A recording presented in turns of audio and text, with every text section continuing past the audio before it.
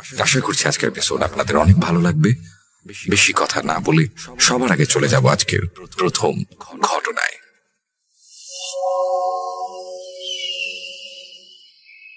আসসালামু আলাইকুম রাসেল ভাই, আসসালামু আলাইকুম লিসেনার্স, আশা করি সবাই ভালো আছেন। আসসালামু আলাইকুম লিসেনার্স, আমি ডক্টর আলিফ আপনাদের সবাইকে জানাচ্ছি সাদর আমন্ত্রণ। তো আমি একটা ছোট্ট ঘটনা বলবো। পরবর্তী ঘটনা যাওয়ার আগে আমি একটু আগে বলেছিলাম যে আমি একটা ঘটনা শেয়ার করব মিরপুর বুদ্ধিজীবী কবরস্থানের। এইখানে আমার এক পরিচিত একজন আমার পরিচিত আন্টি আর কি, আমার ভাইরার মা মারা গিয়েছিল কিছুদিন আগে। তো তার কবর মিরপুর বুদ্ধিজীবীতে দেওয়া হয়, তাদের কবর কেনা আছে ওই জায়গায়। তো আমরা লাশ দাফন করতে করতে রাত্রে 8টা বেজে যায়, কিছুদিন আগের ঘটনা। তো 8টায় যখন লাশ দাফন করা হয়ে যায়, আমরা লাশ দাফন করা শেষে ব্যাক করব এমন সময় তো সন্ধ্যা হয়ে গেছে। আর উনি আমাদেরকে কবর দেওয়ার সময় বলছিল যে আপনারা সবাই মোবাইল ফোন সাবধানে রাখবেন। তো আমি একটু ঘাবড়ে যাই, যদি এখান থেকে আবার মোবাইল ফোন ছিনতাই হয়ে যায় তো আরেক ঝামেলায় পড়বো। তো আমি আমার ভাইরাকে বলি যে ভাই আপনি আমাকে একটু আগায় দেন। তো উনি কি করলো, আমাকে ওই রাস্তা ধরে কিছু দূর পথ এগিয়ে দিয়ে তিনি কি করলেন, আমাকে অ্যাকচুয়ালি স্পেশালি আমাকে এগিয়ে দিয়ে ওইখানে পিছনের গেট দিয়ে বের হওয়ার সময় ছোট ছোট কবর আছে, তো ওই সাইডটা দিয়ে বের হয়ে একটা রাস্তা আছে, ছোট রাস্তা। ওই রাস্তার ওপর একটা সমিল পড়ে, আপনারা যারা ওখানে এলাকায় থাকেন জানেন। ওই সমিলটা ক্রস করে মিরপুর মাজারের সামনে তো উনি আমাকে এগিয়ে দেয়। তো উনি একজনের নাম ধরে ডাকছিলেন, আমি নামটি প্রকাশ করছি না। ওই লোকের উনি ওনাদের পরিচিত আর কি, উনি সবসময় কবরের রক্ষণাবেক্ষণ করেন, কবর দেখভাল করেন। আর আমি ওই দিন গিয়ে দেখলাম যে আসলে ওই জায়গাটায় বেশ অন্ধকার থাকে। তো আমি কি করলাম, ওই জায়গায় যে চায়ের দোকানে ওই লোকটাকে খুঁজে পেলাম। তো আমি ওই সুযোগটা মিস করতে যাচ্ছিলাম না, যেহেতু ঘটনা কালেক্ট করে এক ধরনের অভ্যাস আছে, আমি সুযোগটা মিস করছিলাম না। আমি কি করলাম, ওনাকে জিজ্ঞেস করলাম যে ভাই আপনার কাছে তো ঘটনা থাকতে পারে, কিছু ঘটনা কি শেয়ার করবেন? কারণ আপনারা তো এখানে থাকেন, যদি কোনো কিছু অলৌকিক কিছু আগে দেখে থাকেন দেখেন। তো উনি আমার দিকে খুব অবাক হয়ে তাকালো। আমি তাকানোর আগে ওনাকে কিছু টাকা বকশিস দিলাম। আমি জানি ওনারা বকশিস ছাড়া কোনো কথা বলবে না। যাই হোক, উনি যখন বললো যে দেখেন আপনি বকশিস দিচ্ছেন এই জন্য বলছেন, আমার কাছে বেশ কিছু ঘটনা আছে, এই জন্য আমি আপনাকে বললাম যে আসেন বসেন। তো উনি চা খাচ্ছিল, ওই চায়ের বিলটা পরে আমি দেই। দেওয়ার কারণ হচ্ছে যে উনি আমাকে অনেক কষ্ট করে আসলে ঘটনাটা বলেছেন, ওনারও সময়ের দাম আছে। তো যাই হোক, আমি ওনার কাছ থেকে যখন ঘটনা শুনছিলাম, উনি বলছিল দেখেন আমার 29 বছরের অভিজ্ঞতা, এই জায়গায় আমি কবর দিচ্ছি এবং বিভিন্ন সময় অনেক সময় কবর দিয়েছি, অনেক সময়। তো আমার চোখে কয়েকবার বেশ কিছু জিনিস পড়েছে। তো আমি এখান থেকে একটা ঘটনা এখন বলবো। তো উনি বলেন যে এটা অনেক আগের কথা, আজ থেকে প্রায় 28 বছর আগের কথা। তখন আমি নতুন। তো আমার যে ওস্তাদ, যাকে আমি দেখে কবর খোঁড়া শিখেছি, বক্স কবর বানানো শিখেছি, তাকে নিয়ে আমরা মোট 4 জন সেদিন রাতের বেলা, এটা শীতকাল এবং কোন ইয়ার সেটা তার মনে পড়ছিল না, সেদিন রাতের বেলা আমরা বসে থাকা অবস্থায় এমন সময় ঠিক রাত 10:30টার দিকে একটা লাশ নিয়ে 4-5 জন লোক আসে কবরস্থানে। তো লাশ রেখে তারা অজু করে বলে যে আমাদের লাশ জানাজা হয়ে গেছে, আমরা প্রসিডিউর শেষ করে আসি, আপনারা কবর করেন। নর্মালি কি হয়, কেউ মারা গেলে আগের থেকেই কবর করা হয়ে যায়। তো ওনারা ওই মুহূর্তে প্রস্তুত ছিলেন না, তো তাদেরকে কবর করতে বলা হয়। তো ওখান থেকে বলে দেওয়া হয় যে কবর খোঁড়ো। তো কবর খোঁড়ার সে আর তার বস আর সাথে 2 জন মিলে কবর খুঁড়ে ফেলে প্রায় 1 ঘন্টা, সোয়া ঘন্টার মধ্যেই। তো কবর খোঁড়ার পর শেষ করার সাথে সাথেই আরেকটা লাশ আসে, এটা আসে ঠিক 11:15টার দিকে। তো ওর মধ্যে ওনার সাথে যেমন 5 জন লোক ছিল, ওই লাশের সাথে ছিল প্রায় 1 ট্রাক মানুষ। তো যাকে তারা জানাজা দিয়েই আসে, লাশগুলা নিয়ে আসে। 2টা লাশই তখন ওই মুহূর্তে ওই জায়গায় রাখা ছিল। একটা লাশ যেটা প্রথমে 10:30টায় আসছিল, সেটা কবর খোঁড়া যখন শেষ হয়ে যায়, তো এর 5 মিনিট আগে মোটামুটি যখন শেপ করছে কবরটাকে, তখন ওই যে লোক আমাকে ঘটনা শেয়ার করেছিল, সে কবরে নামে দেখার জন্য ঠিক আছে নাকি সবকিছু। হঠাৎ করে সে খুব ভয় একটা চিৎকার দেয়। তো সে যার ওস্তাদকে চিৎকার দিয়ে বলে দিকে দেখেন আমার পা ধরে কে জানি টান দিল কবরের ভেতর। উনি ভয় পেয়ে হাঁটু গেড়ে বসে পারে। তো ওনার ওস্তাদ যে আছেন উনি নিচে নামে, উনি বলে কি হয়েছে দেখি কি হয়েছে। তো বলে যে আমার পা ধরে কে জানি টান দিল, এই পাশ দিয়ে টান দিল। বলে যে আমার পাটা ঠিক ছিল, উনি ছিল হচ্ছে সম্ভবত দক্ষিণ দিক মাথা দিয়ে, এবং পিছন থেকে তার পাটা ধরে কে টান দিয়েছে। তো ওনার ওস্তাদকে বলার পরে ওস্তাদ বলে যে কই কিছু না, তো উনি একটা ন্যাকড়া পায়। কিন্তু কবর খোঁড়া শেষ মত পর্যন্ত কোনো ন্যাকড়া ওই জায়গায় ছিল না। একটা কাপড়ের টুকরা, কালো একটা কাপড়ের টুকরা। পরে এটাকে উঠায় ফেলার পরে 10:30টায় যে লাশটা আসে সেটা কবরের স্থ করার জন্য তারা লাশটাকে কাছে নিয়ে আসতে বলে, এবং যেটা 11:15টায় লাশ আসছিল সেই লাশটার সাথে মানুষজন মিলে, এটা আগেই কবর খোঁড়া ছিল, ওইটা আসতে দেরি করেছে 11:15টায়, এবং ওই লাশটা নিয়ে তারা কবরস্থানের আরেক পাশে চলে যায় যেখানে কবর দিচ্ছিল। তো সেখানে তাদের যে 4 জনের মধ্যে 2 জন, তাদের 2 জনকে ওইখানে পাঠিয়ে দেওয়া হয়। লাশ যেহেতু আগেই কবর খোঁড়া ছিল এখন কবরস্থ করার জন্য, আর 10:30টার যে লাশটা ছিল সেটা এই জায়গায় ছিল। তার ওস্তাদ এবং যে আমাকে ঘটনা শেয়ার করছে তিনি আর তার ওস্তাদ মিলে ওই কবরটার পাশে লাশ নিয়ে আসছে। তো ওই লাশের সাথে 5 জন লোক, তো তাদের 2 জনেরও সাহায্য লাগে। তো লাশ নিয়ে এসে সেই স্তূপের উপরে রেখেছে, যেখানে মাটি খুঁড়ে যে মাটিগুলো জমিয়ে রেখেছিল সেই পাশে লাশটা রাখে। লাশের খাটিয়া, কাঠের খাটিয়া ছিল তখন। তো সেই কাঠের এক পর্ষণ সরিয়ে তারা লাশটাকে নামানোর জন্য সবাই 2 জন মিলে প্লাস কবরের মধ্যে 2 জন নামে, তারা লাশ মাটিতে নামায়। মাটিতে নামার পরে তো ওই 5 জনের মধ্যে সবাই তাদের ওই লাশের সাথে যারা আসছিল তারা সবাই মাটি দিয়ে দেয়। কিন্তু এখানে যেখানে ঝামেলা হচ্ছিল, তাদের ভয়ে হার্টবিট বেড়ে গিয়েছিল ওস্তাদ এবং তার নিজের। তারা যতই মাটি নিচে নামায়, কবর থেকে মাটি উপরে ওঠে না, চাটাই দেওয়ার পরে মাটিও আর উপরে ওঠে না। আর উপরে যে মাটিগুলো যেগুলো নিচে নামাচ্ছে সেখান থেকে মাটি আর নিচে কমে না। এরকম করে আধা ঘন্টা ধরে টানছে। শীতের মধ্যেও জ্যাকেট, মানে তারা জ্যাকেট পরে সোয়েটার পরেছিল, সোয়েটার খুলে ফেলে গরমে, এত ঘামছে তারা। কিন্তু মাটি যে কবরের ভিতর থেকে মাটি আর বাড়ে না, উপরে ওঠে না। আর যে পাশে মাটি স্তূপ ছিল সেখান থেকে মাটি আর নিচে নামে, কমে না আর কি। কি কাহিনী, এরকম কেন হচ্ছে?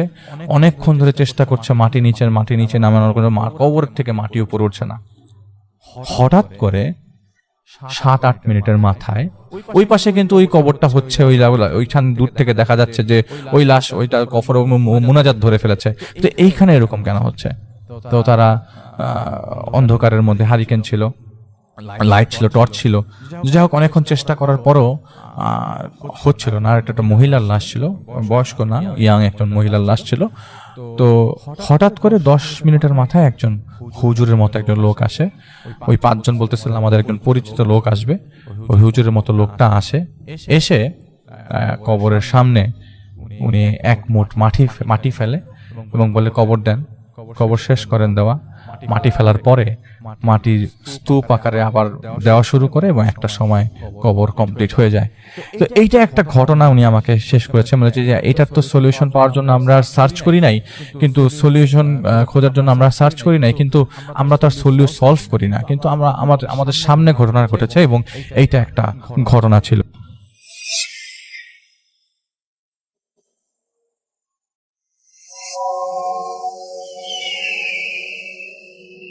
এখন যে ঘটনাটি আপনাদের সাথে শেয়ার করব, এই ঘটনাটি আমাদেরকে যিনি দিয়েছেন তার নাম শাওন। ওনার বাড়ি বরিশাল জেলার বাকেরগঞ্জ থানার একটি গ্রামে। উনি ওনার গ্রাম এবং ইউনিয়নের নামও উল্লেখ করেছেন, তবে আমাদেরকে সেটি প্রকাশ করতে নিষেধ করেছেন সঙ্গত কারণে। উনি বর্তমানে বরিশালের একটি সরকারি প্রতিষ্ঠানে ড্রাইভার পদে নিযুক্ত রয়েছেন। চলুন মূল ঘটনাতে চলে যাই। ঘটনাটি মূলত ওনার এক ফুপুর কাছ থেকে উনি শুনেছেন। ওনার ফুপুর 3 ছেলে, বড় ছেলের নাম মাহফুজ, মেজো ছেলের নাম কাউসার এবং ছোট ছেলের নাম আজিজুল। বড় ছেলের বয়স 26, মেজো ছেলের বয়স 22 এবং ছোট যে ছেলে তার বয়স 15 বছরের মতো হবে আর কি। মূলত ঘটনাটি তার মেজো ছেলে কাউসারের সাথে ঘটা শুরু করেছে এবং এটা এখনো ঘটছে। এই ঘটনাটি অত্র এলাকার অনেকেই নাকি জানেন, কিন্তু সঙ্গত কারণে গ্রামের নামটি আমরা প্রকাশ করতে পারছি না। ঘটনাটি পুরোটা শুনলেই বুঝতে পারবেন যে আসলে কেন আমরা এটা প্রকাশ করতে পারলাম না, বা কেন শাওন ভাই আমাদেরকে প্রকাশ করতে নিষেধ করেছেন। চলুন শুরু করি ঘটনাটি। ফুপু যেভাবে বিস্তারিতভাবে বর্ণনা করেছেন শাওন ভাইয়ের সাথে, তো সেভাবেই আমরা শুরু করি। মূলত 2023 সালের জানুয়ারি শুরুর দিকে, তখন শীতকাল, তখন এই ঘটনাটার সূত্রপাত হয়। একদিন এই কাউসার আর আজিজুল, এই 2 ভাই, ওনারা তো ঘুমাচ্ছেন, আর আরেক পাশে এই ফুপু মানে এই দুই ভাইয়ের যিনি মা, উনি ঘুমাচ্ছিলেন। মূলত ওর যে বাবা মানে এই দুইজনের যে বাবা, ওরা ঢাকা থাকে, আর যে মাহফুজ যে বড় ভাই সে বরিশালে চাকরি করে। তো এই জন্যই বাড়িতে এই তিনজনই থাকেন, এক রুমেই ঘুমান, আলাদা আলাদা জায়গায়। তো রাত আনুমানিক 2টো কি 3টা হবে, হঠাৎ করে এই ফুপুর মেজ ছেলে কাউসার সাপ সাপ বলে চিৎকার দিয়ে ওঠে। এখন তার চিৎকারে ওই আজিজুল যে, তার তো ঘুম ভেঙে যায়, সেও তো মা মা করে ডেকে ওঠে। তো এই ফুপু তো কোন রকমে উঠে লাইট জ্বালিয়ে ওদের কাছে গিয়েছে, বলে কি হয়েছে রে? তখনই কাউসার বলে, মা সাপ সাপ, ওই যে কালো কুচকুচ একটা সাপ দেখা যায়। এদিকে আজিজুল এবং ফুপু বলে, কই রে সাপ কই? তখন আবার কাউসার বলে, ছিল এখানেই ছিল, তোমরা আসছো দেখে ওইটা সাইডে সরে গেছে। ওরা তো আর খুঁজে কোথাও সাপ দেখে না। তখন এই ফুপু তার ছেলে কাউসারকে বলে, এই চুপ কর, দোয়া দুরুদ করে ঘুমা, দোয়া দুরুদ করে ঘুমাস না দেখে এরকম দুঃস্বপ্ন দেখিস। তো এরপরে এই ফুপু তার বিছানা থেকে উঠে এসে কাউসারের পাশে ঘুমায়, যেহেতু সে ভয় পেয়েছে। সকালবেলা কাউসারের প্রচন্ড জ্বর। এদিকে আজিজুলকে পাঠিয়ে দিয়েছেন ফুপু ওষুধ আনতে। ওষুধ এনে খাওয়ানো হয়, কিন্তু কোনোভাবেই তার জ্বর মানে যে অবস্থা আর কি, জ্বর আর কমে না। তো দিন ওইভাবেই চলে যায়। রাতের বেলা কাউসার ওয়াশরুমে যাওয়ার জন্য বের হয়েছে। যেই না বের হয়েছে তখনই আবার চিৎকার দিয়ে ওঠে যে, মা সাপ সাপ। তখন তো আবার এই ফুপু বাইরে বের হয়েছেন, বের হয়ে দেখেন তো কই কিছুই তো নাই। এরপর ফুপু বলেন যে, তোর তো জ্বর এসেছে, এই জন্য মনে হয় জ্বরের ভিতরে তুই চোখে ভুলভাল দেখছিস। কিন্তু রাত গভীর হতে না হতে আবারও কাউসার চিৎকার করে বলছে, মা সাপ সাপ। এদিকে আজিজুল এবং ফুপু ওনারা তো ঘরে আছেন, কিন্তু ওরা তো কিছুই বুঝতে পারছেন না যে কি হচ্ছে নাকি। একবার মনের ভুল হতে পারে, দুইবার মনের ভুল হতে পারে, বারবার হবে। তখন এই ফুপুর মনের মধ্যে কেমন একটা অশুভ কিছু উকি দিতে থাকে। উনি পরের দিন সকালবেলা একটা হুজুরের কাছে যান। তো হুজুরের কাছে যাওয়ার পরে হুজুর মনে করেন যে একটা স্বাভাবিক বিষয়। তো উনি কি করেছেন, পানি পড়া দিয়েছেন এবং বললেন কিছু না, একটু ভয় পেয়েছে, ঠিক হয়ে যাবে। তো ওইখান থেকে আসার পর ওই দিনের মতো কিছু হয় নাই। তো 2-3 দিন যেতে না যেতে ফুপু লক্ষ্য করেন যে কাউসার কেমন জানি শুকিয়ে যাচ্ছে, আর আগের মতো কারোর সাথে কথাও বলে না, একা একা থাকে, একা একা রাত হলে তাকিয়ে থাকে আর বিড়বিড় করে কি যেন বলে। আজিজুল যে ছোট ছেলে, সে আবার এগুলো দেখে। এগুলো দেখার পর সে তো তার মাকে মানে ফুপুকে বলেছে যে ব্যাপার। তো যখন ফুপু বিষয়টা জেনেছে, সাথে সাথে তো উনি ওনার হাজবেন্ডকে ফোন করেছেন। ফোন পাওয়ার পরেই উনি পরের দিনই বাড়িতে এসেছেন। এই যে কাউসার যিনি বাবা, উনি কিন্তু আবার ধার্মিক এবং নামাজি একজন ব্যক্তি। তো উনি অনেক হুজুরদেরকে চিনতেন যারা মোটামুটি এই ধরনের কাজ ভালো করতেন। তো উনি বরিশালের এক নাম করা হুজুরের কাছে নিয়ে গিয়েছেন কাউসারকে। তো ওই দিন কিন্তু ফুপু ওর সাথে গিয়েছিলেন। যাওয়ার পরে হুজুর সবকিছু দেখার পর বলেন যে, আচ্ছা এখন কিছু বলা যাবে না, আমি এই বিষয়ে খোঁজ খবর নেই, আপনার সন্ধ্যা পর্যন্ত অপেক্ষা করেন, বা অন্য জায়গায় যদি কাজ থাকে কাজগুলো করে আসেন, সন্ধ্যার পর আমি আপনাদের সাথে এই বিষয়ে কথা বলবো ইনশাল্লাহ। তো ওনারা আশেপাশে কিছু জরুরি কাজ ছিল, পারিবারিক কাজ, ওগুলো ঠিকঠাক মতো করে আসর পার হয়ে যায়। মাগরিবের আগে ওনারা আসেন আবার ওই হুজুরের কাছে। হুজুরের কাছে আসার পর তাদেরকে যেটা বলেন, এটা শুনে তো ওনাদের পিলে চমকানোর জোগাড়। হুজুর বলেন, এই উপমহাদেশে এক শ্রেণীর জিন রয়েছে যাদেরকে মনসা জিন বলে ডাকা হয়। এরা সাপ আকৃতিতে থাকতে বেশি পছন্দ করে, আর এই মনসা জিনকেই এই কাউসারের পেছনে লাগিয়ে দেয়া হয়েছে। মূলত ব্ল্যাক ম্যাজিকের মাধ্যমেই এই কাজটি করা হয়েছে, এবং এরা এত ভয়ঙ্কর প্রজাতির জিন, এরা যদি একবার কারো পিছনে লাগে, এরা কিন্তু ক্ষতি না করে কোনোভাবেই যায় না। কোনো গরু ছাগল মহিষ এগুলো দিয়েও এদেরকে নাকি সরানো যায় না। তখন পরিবার থেকে স্বাভাবিকভাবেই কৌতূহল জেগে এই কাজটা কে করলো। তখন হুজুর বলেন, যতটুকু তথ্য পাওয়া যায় ওর এক চাচি করেছে। কোন চাচি করতে পারে? ওনারা বুঝতে পারেন যে একটা চাচি আছে, তারও 3টা ছেলে আছে, কিন্তু এই ছেলেগুলো লেখাপড়া করে নাই, তাদের ব্যবসা বাণিজ্যও ভালো না, মানে একটু দুষ্টু প্রকৃতির আর কি। মূলত ক্ষোভের বশে বা হিংসার বশে ওই চাচি এই কাজটি করেছে। তো যাই হোক, এখন এই কাউসারের বাবা হুজুরকে বলে, হুজুর তাহলে বলেন এখন কি করা যায়, এখন এটার সমাধান কি? হুজুর বলেন যে আমার জিনেরা কিছু তথ্য এনে দিয়েছে, সেটা হলো যে একটা জিনিস না, ওকে অনেক কিছু দিয়ে ক্ষতি করেছে। ও যখন সেলুনে গিয়েছে, চুল কেটেছে, এরপরে ওর পরনের যে কাপড় সেগুলো সংগ্রহ করা হয়েছে, ওর নখ সংগ্রহ করা হয়েছে, খুব গোপনে দীর্ঘ সময় নিয়ে এগুলো করা হয়েছে, এবং ওর চাচি এটা করেছে। আর একজন কবিরাজ দিয়ে কাজটি করা হয়নি, 2জন কবিরাজ দিয়ে কাজটি করা হয়েছে, যাতে করে 2জন ভিন্ন মাত্রায় ব্ল্যাক ম্যাজিক করতে পারে এবং ওকে ভালো না করতে পারে। তখন হুজুর বলে ওঠে, আচ্ছা আপনার বাড়ির সামনে কি কোনো জাম্বুরা ফল গাছ আছে? তখন ওরা বলেন হ্যাঁ আছে তো। তখন বলেন যে ওটার কি অবস্থা বলেন তো?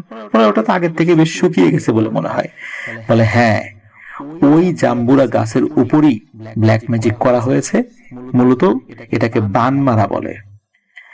ওই জাম্বুরা গাছ আস্তে আস্তে শুকিয়ে যাচ্ছে, ওই জাম্বুরা গাছের সাথে আপনার ছেলে কাউসারের একটা সম্পর্ক রয়েছে। মূলত আপনার ছেলের নামের উপর ওই জাম্বুরা গাছের উপর বান মারা হয়েছে। ওই গাছটি আস্তে আস্তে শুকিয়ে যাবে, মারা যাবে, আপনার ছেলেও আস্তে আস্তে মৃত্যুর দিকে চলে যাবে। আল্লাহ যদি ইচ্ছা না করেন তাহলে অন্য কেউ বাঁচাতে পারবে না। এখন এই বিষয়গুলো যখন শোনেন, ওরা তো হাউমাউ করে কান্নাকাটি শুরু করে দিয়েছেন। এদিকে কাউসারের আব্বা, উনি একটু শক্ত থেকে হুজুরকে বলেন যে হুজুর কিছু একটা করেন, কি করা যায়? তখন হুজুর বলেন যে আচ্ছা আপনি পরের দিন আসেন, মানে যেদিন গেছে তার পরের দিন আসেন, দেখি কি করা যায়। ওনারা তো ওই দিনের মতো বাড়িতে চলে আসছেন। বাড়িতে এসে রাতের বেলা ঘুমিয়েছেন, তো হঠাৎ এই আজিজুল বলে উঠেছে, মা মা ওঠো, ভাই তো ঘরে নেই। তো ওই দিন আবার যেহেতু তার বাবা এসেছে, তার মা এবং বাবা আর একটা রুমে ঘুমিয়েছেন। তো 2জনই তো ঘুম থেকে উঠে গেছেন। আজিজুলকে সাথে নিয়ে বাইরে বের হয়েছেন যে কাউসার কোথায়। তো খোঁজাখুঁজির একটা পর্যায়ে দেখেন যে পুকুর পাড়ে একটা গাছের নিচে কাউসার বসে আছে। ওনারা যখনই কাউসারের কাছে গিয়েছেন, হঠাৎ করে কাউসার চিৎকার করে বলে ওঠে, এই কাছে আসবি না, তোর ছেলেরে নিয়ে যাব। ওই হুজুর কেন, ওর থেকে বড় হুজুর, তার বড় হুজুর আসলেও কিছু করতে পারবে না। এই বলে কাউসার হা হা করে অট্ট হাসিতে ফেটে পড়ে। ওর বাবা বুঝতে পারে যে ভয়ানক কোনো কিছু একটা ওর উপর ভর করেছে। উনি তো সূরা বা দোয়া দুরূদ পড়ে যা পারছেন ফু দিচ্ছেন। তো একটা পর্যায়ে কাউসার আস্তে আস্তে নিস্তেজ হয়ে যায় এবং অজ্ঞান হয়ে যায়। এরপরে ওর বাবা কোলে করে এনে বিছানায় শুইয়ে দেন। সারা রাত তার কোনো সমস্যা হয়নি। তো সকালবেলা যখন ঘুম থেকে কাউসার ঘুম থেকে ওঠার পর বলে যে তার শরীরে খুব ভয়ঙ্কর যন্ত্রণা হচ্ছে, মনে হচ্ছে তার পা থেকে মাথা পর্যন্ত কেউ লোহা ঢুকিয়ে রেখেছে, সে শরীরটাকে ভাঁজ করতে পারছে না, তার প্রচন্ড যন্ত্রণা হচ্ছে। এই বলে সে প্রচন্ড চিৎকার চেঁচামেচি করতে থাকে। তখন কি করবেন ওনারা? যেহেতু ওই দিন আবার হুজুর যেতে বলেছিলেন, ওনারা আবার হুজুরের কাছে যান। তো সকালবেলায় হুজুরের কাছে গিয়েছেন আর কি, রাতের ঘটনা হুজুরকে সবকিছু খুলে বলেন। তখন হুজুর বলেন যে আপনারা আমার কাছে আসাতে ওই জিনটা মারাত্মক ক্ষিপ্ত হয়, তো মূলত রাতের বেলা এমনটা করেছে। তখন হুজুর বলে যে আমার জিনদেরকে আমি বেশ কিছু তথ্য সংগ্রহ করতে বলেছিলাম, কিভাবে এই সমস্যাটা কাটিয়ে ওঠা যায়। তো আমার জিনেরা বলেছে সর্বপ্রথম ওই গাছের সাথে যে ব্ল্যাক ম্যাজিকটা করা হয়েছে এই জিনিসটা ঠিক করতে হবে, পরে আস্তে আস্তে বাকিটা ঠিক করতে হবে। তবে কাউসার যতদিন বেঁচে থাকবে সে পুরোপুরি কখনোই আর ভালো হবে না, তারপরও চেষ্টা চালিয়ে যেতে হবে, আল্লাহ চাইলে ভালো হবে। কিন্তু তাদের যে জ্ঞান, এই জ্ঞানে বলা হয় যে কাউসার পুরোপুরি একদম স্বাভাবিক জীবনে আর ফেরত যেতে পারবে না, কোনো না কোনো সমস্যা থেকেই যাবে। তারপর ওনারা চেষ্টা করবেন বলে বলেছেন। তার হুজুর বলেন যে আমি আপনাদেরকে পানি পড়া দিচ্ছি, আপনারা যান, এটা নিয়ে যান, আর আপনাদের বাড়িতে গিয়ে বাকি কাজ আমাকে করতে হবে, এখানে থেকে আমি কাজ করতে পারবো না। আগামীকাল সকালবেলা আমি আপনাদের বাড়িতে আসবো ইনশাল্লাহ, এসে বাকিটা করার চেষ্টা করব। রাত্রেবেলা সাবধানে থাকবেন, ওকে কাছাকাছি রাখবেন, চোখে চোখে রাখবেন, আর রাতের বেলা ওকে বের হতে দিবেন না। তো ওই রাতের কিছু হয় না। তো হুজুর পরের দিন এসে ওই জাম্বুরা গাছটা দেখেন যে আসলে এই গাছটা অনেক শুকিয়ে গেছে, তবে এখনো বাঁচার একটু আশা আছে ওই গাছটার। তো হুজুর আর দেরি না করে দ্রুত ওই গাছের উপরে বিভিন্ন ধরনের দোয়া দুরুদ পড়ে রুকিয়া করা শুরু করেন। তো রুকিয়া করতে করতে একটা জায়গা থেকে মনে হলো একটা তাবিজ বা এই টাইপের কোনো কিছু বের হয়ে আসলো। মানে এটা কোনো কোটরের মধ্যে রাখা ছিল বিষয়টা এরকম না, মনে হচ্ছে গাছের ভেতর থেকে বের হয়ে এসেছে এমনটা। এরপরে হুজুর কি করেন, ওই গাছের শিকড়ের কাছ থেকে বিভিন্ন জায়গায় খুঁড়তে বলেন।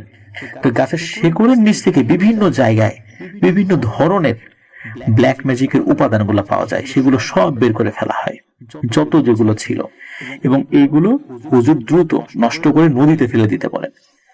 তো আলহামদুলিল্লাহ গাছের উপর যে ব্ল্যাক ম্যাজিকটা করা হয়েছিল সেইখানে হুজুর আল্লাহর রহমতে সফল হয়েছেন। তো হুজুর বলেন যে গাছটা আস্তে আস্তে স্বাভাবিক হতে শুরু করবে, দেখবেন কাউসার একটু ভালোর দিকে যাওয়া শুরু করবে।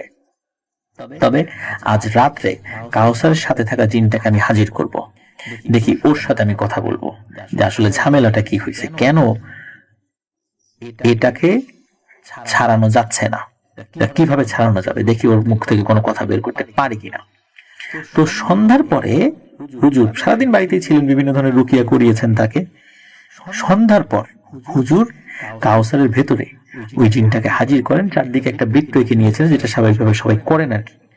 তো যখনই ওই জিনটা কাউসারের উপর হাজির হয়েছে, তখন নাকি কাউসার সাপের মতো ফসফস করতে থাকে। গোখরা সাপ প্রচন্ড রেগে গেলে যেভাবে ফসফস করতে থাকে, ওই রকম ফসফস করছে। আর মাঝে মাঝে মুখের জিহ্বাটা বারবার বের করছে এবং ভেতরে নিচ্ছে, সাপ যেভাবে জিহ্বা বের করে এবং ভেতরে নেয়। হঠাৎ করে কাউসারের কণ্ঠে ওই জিনটা বলে ওঠে, কিরে হুজুর, আমাকে ডাকছিস কেন, বল। তখন হুজুর বলে, তুই কেন এই ছেলেটাকে ধরলি? তখন কাউসার বলে, তুই তো জানিস আমি কেন আসছি, আমি তো ইচ্ছা করে আসি নাই, আমাকে আসতে বলা হয়েছে, আমি আসছি। তখন হুজুর বলে যে তুই চলে যা। তখন ওই জিনটা বলে, আচ্ছা গেলাম, আমি গেলাম, তারপরে আমার পর আরো 99টা জিন এখানে আসবে, একে একে আসবে। আমার পরে 2 নাম্বার জিন যদি ব্যর্থ হয় 3 নাম্বার আসবে, 3 নাম্বার ব্যর্থ হলে 4 নাম্বার আসবে, এভাবে 100টা জিন আসবে, আমি 1 নাম্বার। তাতেই ওর এই অবস্থা, ও তো 5টা জিন পর্যন্ত সহ্য করতে পারবে না, আর 95টা জিন তো পড়েই থাকবে। একজন ব্যর্থ হলে আর একজন আসবে, সুতরাং কোনো লাভ নাই, আমাদেরকে এখানে আসতে বলা হয়েছে, সুতরাং আমি চলে গেলেও আর একজন আসবে, তুই ওকে বাঁচাতে পারবি না। এই কথা বলেই নাকি ওই জিনটা চলে যায়, আর অনেক চেষ্টা করেও ওই হুজুর আর ওই জিনটাকে হাজির করতে পারে নাই। হুজুর অনেক চিন্তায় পড়ে যান, এদিকে কাউসারের বাবা তো প্রচন্ড চিন্তায় পড়ে যান, এবং পড়ে যাওয়াটাই স্বাভাবিক, এখন কি হবে। হুজুর তখন বলেন, সত্য শুনলেন, আমার হাতে এখন কিছু করার নাই, তবে একটা উপায় আছে, যেই কবিরাজ কাজটি করেছে আপনার তার কাছে যান, সে যদি এটা সমাধান করতে পারে। তো ওই সময় অবশ্য হুজুর জানতে পারেন নাই যে কে করেছে। পরের দিন ওই হুজুর কাউসার আব্বাকে জানিয়ে দেন যে কোন কবিরাজ এই কাজটি করেছে, মূলত তার জিনের কাছ থেকে তথ্য নিয়েই উনি এটা জানিয়ে দিয়েছিলেন। তো পরবর্তীতে যখন কাউসারের মা বাবা ওই কবিরাজের কাছে যান, কবিরাজ তো কোনো মতে স্বীকার করে না, বলে না আমি এগুলো করি নাই, আমি এগুলো কিছু জানি না, মানে সে একটা ভান ধরেছে আর কি। কিন্তু ওই কবিরাজের কাছে যে এই কাউসারের ছোট চাচি আসছিল, এইটা কিন্তু অনেকেই দেখেছিলেন আশেপাশে, তারা কিন্তু বলেছিল যে এই বাড়িতে কিন্তু তার অনেকবার আসা যাওয়া করা দেখছি। তো বুঝতে পারেন যে আসলে কবিরাজ ইচ্ছাকৃত ভাবেই মূলত এই জিনিসটা অস্বীকার করছে। এখন কি করা, ওনারা তো খুব চিন্তিত তার ছেলেকে নিয়ে। রাত হলেই কাউসার সাপ সাপ বলে চিৎকার করে ওঠে। সে বলে, আমার বুকের উপর সাপ, সাপটা নাকি বলে যে তোকে একদিনে মারবো না, আস্তে আস্তে তোর রক্ত শুষে খেয়ে শেষ করে ফেলবো, তারপর তুই মারা যাবি, আর তুই বাঁচতে পারবি না, তুই মরবি। এইগুলো নাকি রাতের বেলা কাউসার দেখে এবং শোনে, তার বুকের উপর ওই কালো ভয়ানক একটা সাপ বসে থাকে। তো এইভাবে কয়েকদিন যাওয়ার পর হঠাৎ করে কি হয়, ওই কবিরাজ রোড অ্যাক্সিডেন্টে মারা যায়। তো এই কথা শোনার পর এই কাউসারের পরিবার তো খুব খুশি হয় যে এই বুঝি এই ঝামেলাটা গেল। তো ঝামেলা কিন্তু তার ছিল না, কাউসার একই রকম ভাবে এই প্রবলেমটা ফেস করে যাচ্ছিল। পরে ওই হুজুরের কাছে যখন আবার ওই পরিবারের লোকজন যান, তখন হুজুর বলে যে লাভ নাই, কবিরাজ মরে গেলে ওই জিনগুলোকে যে চালান করা হয়েছে ওরা কিন্তু ওদের কাজ করেই যাবে, কবিরাজ বললেও কোনো সমস্যা নেই। কিন্তু একটা আশার আলো হলো, আগের মতো যে ক্ষতি করবে ওই জিনেরা এই জিনিসটা পারবে না, একটু কমে আসবে। কিছু কাজ এটা কাউসারকে সারা জীবন করতে হবে এবং মেনে যেতে হবে, তা না হলে কিন্তু বিপদ হবে। হুজুর বলে দেন কাউসারকে কোনোভাবেই সন্ধ্যার পর বাড়ি থেকে বাইরে বের হওয়া যাবে না, সে যত দরকারি থাক বাইরে বের হওয়া যাবে না, শুধু ওয়াশরুমে যাওয়ার জন্য যেতে পারে, যেহেতু ওয়াশরুমটা বাড়ির পাশেই, এবং তখনও বাড়ির কোনো না কোনো লোকজন তার সাথে থাকতে হবে। তাহলে আল্লাহর রহমতে ওই দুষ্টু জিনেরা এসে খুব বেশি ক্ষতি করতে পারবে না, তারপরেও করলেও করতে পারে, কিন্তু যতটুকু সতর্কতা অবলম্বন করার দরকার সেটা করতে হবে। তো এভাবে চলছিল, মাসখানেক চলে যায়, কাউসারও আস্তে আস্তে সুস্থ হওয়ার দিকে, সেও আস্তে আস্তে মানে তার শরীর স্বাস্থ্য গুলো স্বাভাবিক হচ্ছে। এর মধ্যে কি হয়, কাউসারের কিছু বন্ধুরা তারা পিকনিকের আয়োজন করে। তো পিকনিকের আয়োজন করেছে, সেটাও আবার ওই বাড়ির খুব কাছাকাছি, পায়ে হেঁটে 5 মিনিটের পথ, মানে জানালা দিয়ে দূর থেকে দেখাও যায়। এটা আবার কাউসারদের পুরনো বাড়ি, এখন তারা নতুন বাড়িতে থাকে, ওটা পুরনো বাড়ি, মূলত পুরনো বাড়িতে ওই তার বন্ধুরা পিকনিকের আয়োজন করে। এখন বন্ধুরা পিকনিকের আয়োজন করেছে, কাউসার তার তো মনে খুব ইচ্ছা যে সে ওইখানে যাবে, সে তো তার মায়ের কাছে বলে যে আমি যাব, মা বলে না, কোনোভাবেই যে মানে যাওয়া যাবে না ওখানে। এখন কাউসারের বয়স কত, 22 বছর, সে তো কিশোর বা সে যৌবনে মানে সদ্য পদার্পণ করেছে, তার মনের মধ্যেও তো সেই চঞ্চলতাটা রয়েছে। বন্ধুরা ওখানে পিকনিক করছে, বড় সাউন্ড বক্স আনা হয়েছে, সেখানে গান বাজাচ্ছে, ও আর ভেতরে থাকতে পারছে না। ও কি করে, একটা টর্চ লাইট হাতে নিয়ে বেরিয়ে যায়, কাউকে কিছু না বলে। এদিকে এই যে আজিজুল, সে তো বাড়িতে ছিল, সে আবার তার মাকে বলছে, মা আমার ভাইরে তো দেখি না। আরে কাউসার গেল কই, সন্ধ্যার পর্যন্ত বাইরে যাওয়া নিষেধ। তখন এই আজিজুল এবং তার মা দ্রুত আর একটা টর্চ লাইট নিয়ে বাইরে বের হয়। তো ওনারা চিন্তা করছেন ছেলেটা কোথায় গেল, যেহেতু একবার বলেছিল যে তার বন্ধুরা পিকনিকের আয়োজন করেছে, তাহলে ওই দিকে এসে যাবে, তার দ্রুত তারা ওই দিকে যাওয়ার জন্য এগিয়েছে। তো একটু আগানোর পরেই একটা বাঁশঝাড় পড়ে, তো ওই বাঁশঝাড়ের কাছে যখন গিয়েছে তখন তারা দেখে যে ভয়ঙ্কর আকৃতির একটা কালো কুচকুচে সাপ ফনা তুলে দাঁড়িয়ে আছে। এই সাপ দেখেই তো ওনারা পেয়েছেন প্রচন্ড ভয়, এবং এটাও বুঝতে পারেন যে সামনে কাউসারের বড় একটা বিপদ ঘটেছে, তা না হলে তারা এই জিনিস দেখবে কেন। ওরা তো দেখে ভয় পেয়েছে, চিৎকার চেঁচামেচি শুরু করেছে। এর মধ্যে কি হয়েছে, সাপটা চলে গেছে। এখন মায়ের মন তো যতই ভয় পাক, তার সন্তানের দিকে তো উনি এগিয়ে যাবেনি। তো উনি আগানো শুরু করেছেন, একটু সামনে গিয়েই দেখতে পান যে কাউসার অজ্ঞান হয়ে পড়ে আছে। তো ওইখান থেকে কাউসারকে দ্রুত বাড়িতে নিয়ে আসা হয়। ওইখানে কিন্তু উনি চিৎকার চেঁচামেচি করেছিলেন, কিন্তু সমস্যা হলো ওই একটু দূরে তো সাউন্ড বক্স বাজছিল, ওই শব্দে এই কাউসারের মায়ের চিৎকার অনেকেই শুনতে পারেনি। কাউসারের মা এবং তার ছোট ভাই আজিজুল, ওনারাই কোনো মতে টেনে হিচড়ে বাড়ির কাছে নিয়ে এসেছিলেন। তো যাই হোক, কাউসারের অনেক কষ্ট করে জ্ঞান ফেরানো হয়। তো জ্ঞান ফেরার পর কাউসারকে বলা হয় যে কি হয়েছিল। তখন কাউসার বলে সে তো আসলে মনের আবেগে বাইরে বের হয়ে গিয়েছিল। সে যখন যাচ্ছিল ওই বাঁশঝাড় পার হওয়ার পরেই দেখে একটা ভয়ঙ্কর অবয়ব। এই অবয়বটার অর্ধেকটা সাপের মতো এবং উপরের অংশ মানুষের মতো, কিন্তু পুরোপুরি মানুষ না, সেটাও একটা ভয়ঙ্কর চেহারা আর কি। তো ওই জিনিসটা তাকে দেখে বলে ওঠে, কয়দিন আর ঘরে থাকবি, বাইরে তো বের হতেই হবে তাই না, আজকে তো তোকে পাইছি, আজকে তো তোকে আর ছাড়বো না। এই বলেই নাকি ওই সাপটা তাকে অজগর সাপের মতো পেঁচিয়ে ধরে। এর মধ্যে কি হয় যে হঠাৎ করে ওই সাপটা কাউসারকে ছেড়ে দিয়ে দ্রুত ওখান থেকে চলে যায়। এরপরেই মূলত কাউসারের মা এবং আজিজুল ওখানে গিয়ে উপস্থিত হয়। তো পরের দিন ওই হুজুরের কাছে যখন তারা যান যে এই ঘটনা ঘটেছে, এই সব কিছু বিস্তারিত বলতে চান, তখন হুজুর তার জিনদের মাধ্যম দিয়ে তথ্য নেন, এবং এই তথ্যটা দেন সেটা এমন যে ওই যে দুষ্ট জিন, মনসা জিন, এই জিনটা আর একটা জিনকে পাহারাদার হিসেবে নিযুক্ত করে রেখেছিল। সেটা হলো যে যখন কাউসারকে ক্ষতি করা হবে বা সে ক্ষতি করবে, তখন অন্য কোনো লোকজন আসে কিনা সেই খবরটা যেন তাকে দেয়। মূলত কাউসার যখন বাড়ি থেকে বের হয়েছিল ওই সময় ওই জিনটা কোনো একটা কাজে অন্য একটা জায়গায় গিয়েছিল, কিন্তু সে টের পেয়ে যায় যে কাউসার বের হয়েছে। মূলত সাথে সাথে সে চলে আসে।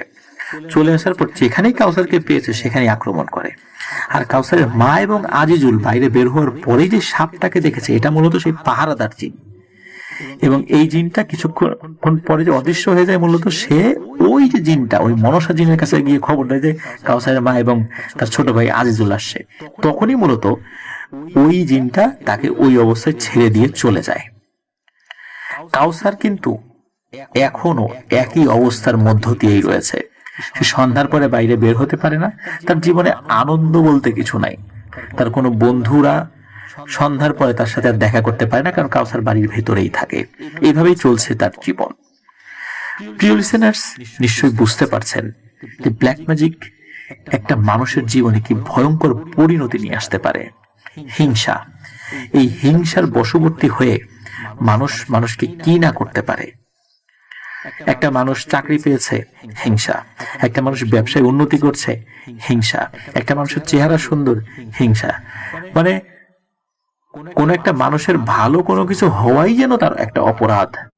অথচ হিংসা হচ্ছে এমন একটা পাপ, এই পাপ অন্যান্য সকল পুণ্যকে ধ্বংস করে দেয়। কেউ যদি কোন একটা পাপ করে, তার ওই পাপ অন্য কোনো পুণ্যকে ধ্বংস করে না। কিন্তু হিংসা এমন একটা গুনাহ বা একটা পাপ, এই পাপ মানুষের সকল পুণ্যকে একদম জ্বালিয়ে পুড়িয়ে শেষ করে দেয়। সে চিন্তা করছে যে আমি তো কোনো পাপ করছি না, অথচ মনে মনে হিংসা করছে, তার মানে সব তার পুণ্যগুলো জ্বলে পুড়ে শেষ হয়ে যাচ্ছে। প্রিয় নবী সাল্লাল্লাহু আলাইহি সাল্লাম বলেছিলেন, শেষ জামানায় উম্মতের বড় একটা অংশ বদনজর এবং জাদুটোনার কারণে মারা যাবে। আমরা কিন্তু এটাই দেখছি, আমরা যত ঘটনা পাই ম্যাক্সিমাম ঘটনাগুলো দেখছি এখন আসছে কালো জাদু সংক্রান্ত। তার মানে কালো জাদু এত পরিমাণে বেড়ে গেছে যে মানুষ মারাত্মকভাবে ক্ষতিগ্রস্ত হচ্ছে। অনেকেই বলেন কালো জাদু বলে কিছু নাই, এইটা সেইটা। অথচ একজন মুসলিম উনি যদি পবিত্র কোরআনের একটা আয়াতকে অবিশ্বাস করেন, উনি কিন্তু মুসলিম থাকতে পারবেন না। পবিত্র কোরআনের সূরা ফালাক এবং নাস নাজিল হয়েছিল রাসূল সাল্লাল্লাহু আলাইহি সাল্লামের উপর জাদুর প্রেক্ষিতে। রাসূল সাল্লাল্লাহু আলাইহি সাল্লামকে কিন্তু জাদু করা হয়েছিল। সুতরাং কালো জাদু বা জাদু করে মানুষের ক্ষতি করা যায়, এই জিনিসগুলো কিন্তু আমাদের ঈমানেরও একটা অপরিহার্য অংশ। কারণ পবিত্র কোরআনের একাধিক জায়গায় সেহের শব্দটা উল্লেখ আছে, তার মানে হচ্ছে জাদু। সুতরাং এই জিনিসটা প্রমাণ হতে হবে বা প্রমাণিত হতে হবে আমাদের সামনে। এইটার উপরে আমাদের বিশ্বাস নির্ভর করে না, আমাদের বিশ্বাস নির্ভর করে যে এই জিনিসটা পবিত্র কোরআনে আছে, হাদিসে আছে, রাসূল সাল্লাল্লাহু আলাইহি ওয়াসাল্লাম আক্রান্ত হয়েছিলেন, পবিত্র কোরআনের একাধিক জায়গায় আছে, দুটো সূরা নাজিল হয়েছে এটার উপরে। সুতরাং এটাতে অবিশ্বাস করার কোনো সুযোগ নেই। আর কেউ যদি প্রমাণ করতে চান, ওনারা কোনো তান্ত্রিকের কাছে গিয়ে নিজেদের মতো করে প্রমাণ করতে পারেন, সেটা ওনাদের বিষয়। কিন্তু আমরা বিশ্বাস করি যে অবশ্যই ব্ল্যাক ম্যাজিক রয়েছে এবং এটা দ্বারা মানুষের ক্ষতি করা যায়। প্রিয় লিসেনার্স, আল্লাহ আমাদেরকে হেফাজত করুন। আর এই হেফাজতে থাকতে হলে অবশ্যই 5 ওয়াক্ত সালাত আমাদেরকে আদায় করতে হবে। যে যেই ধর্মের আছেন সেই ধর্মের অনুশাসনগুলো মেনে চলতে হবে। আর আমরা যারা মুসলিম আছি অবশ্যই 5 ওয়াক্ত নামাজের পর সূরা ইখলাস, ফালাক, নাস এটা পরে শরীরে ফু দিতে হবে।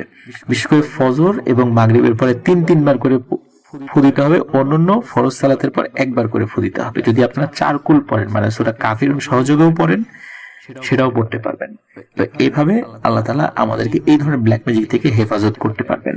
আর কারো কাছ থেকে কোনো কিছু খাওয়া, যাদেরকে আপনি পছন্দ করেন না, যারা হিংসা করে আপনাদেরকে, এদের কাছ থেকে কোনো জিনিস খাওয়ার বিষয়ে অবশ্যই আমরা সতর্কতা অবলম্বন করব। প্রিয় লিসেনার্স, আরো একটি বিষয়, আমরা নখ কাটি, চুল কাটি, এই জিনিসগুলো আসলে উত্তম হচ্ছে সংগ্রহ করে মাটিতে পুঁতে ফেলা। বিশেষ করে আমি আমার চ্যানেলে যারা নারী লিসেনার রয়েছেন বা আমাদের যারা লিসেনার রয়েছেন, তাদেরও তো বাড়িতে নারী সদস্যরা রয়েছেন। অনেক সময় নারীরা যে চুল আঁচড়ায়, দেখা যায় চুলগুলো এলোমেলো পড়ে থাকে। তো এইভাবে এলোমেলো পড়ে থাকলে এগুলো কিন্তু জিনেরা চুরি করে নিয়ে ব্ল্যাক ম্যাজিক করতে পারে। এই জন্য চুলগুলো আসলে এলোমেলো না রেখে কোনো একটা কৌটা, কোনো একটা বিশেষ জায়গায় রেখে দেওয়া উচিত। একটা নির্দিষ্ট সময় পর এগুলো মাটিতে দাফন করে ফেলা উচিত। তাহলে ইনশাআল্লাহ এই ধরনের হঠাৎ বিপদগুলো থেকে আমরা হেফাজতে থাকবো। প্রিয় লিসেনার্স, আশা করছি আমরা এই বিষয়গুলো খেয়াল রাখবো।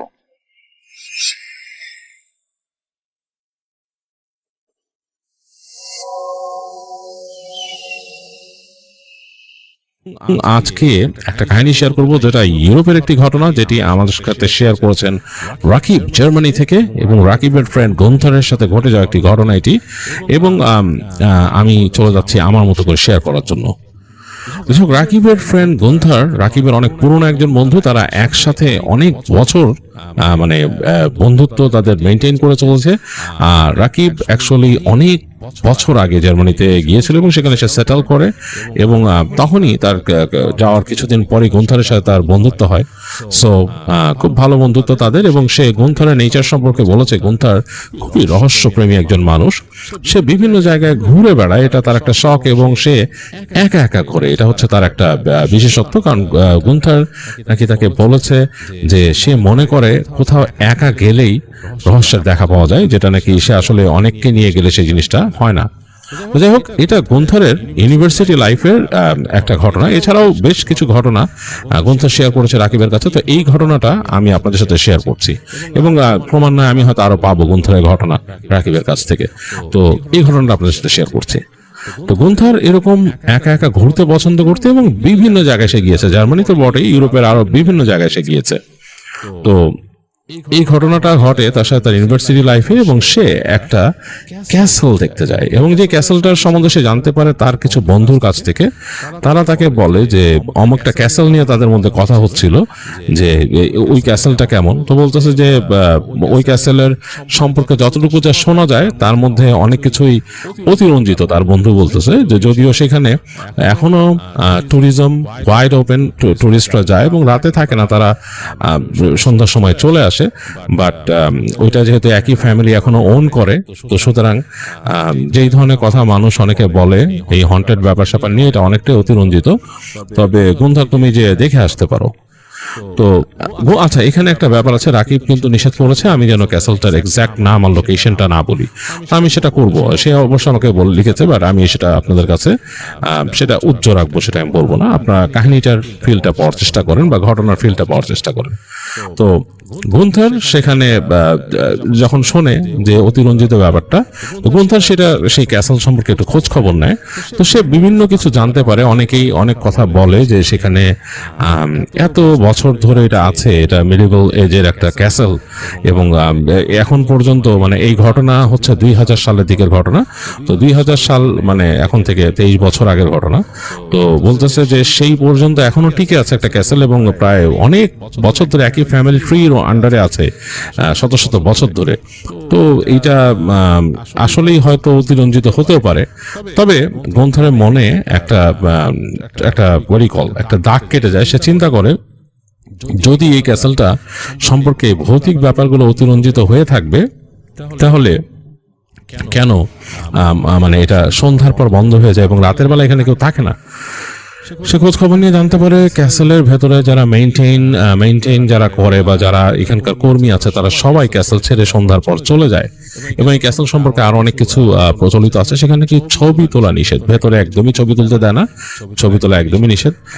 ট্যুরিজম সময় হচ্ছে আপনারা টুরিস্টরা আসে হচ্ছে সকালবেলা, এবং তারা সন্ধ্যার মধ্যে চলে যেতে হয় ক্যাসেল থেকে, এবং ছবি তোলা একদমই নিষেধ। ভেতরে যতটুকু ঘোরা যায়, দেখা যায়, নোট নেওয়া যায়, ইত্যাদি ইত্যাদি। আর এরকম হচ্ছে ক্যাসেলের ভেতরকার অবস্থা। তো গুন্থার চিন্তা করে যে why not give it a try. But সে চিন্তা করে যে আমি যদি সেই জাস্ট ট্যুরিজম সময় যাই, চলে আসি, তাহলে আমি কি দেখতে পাবো?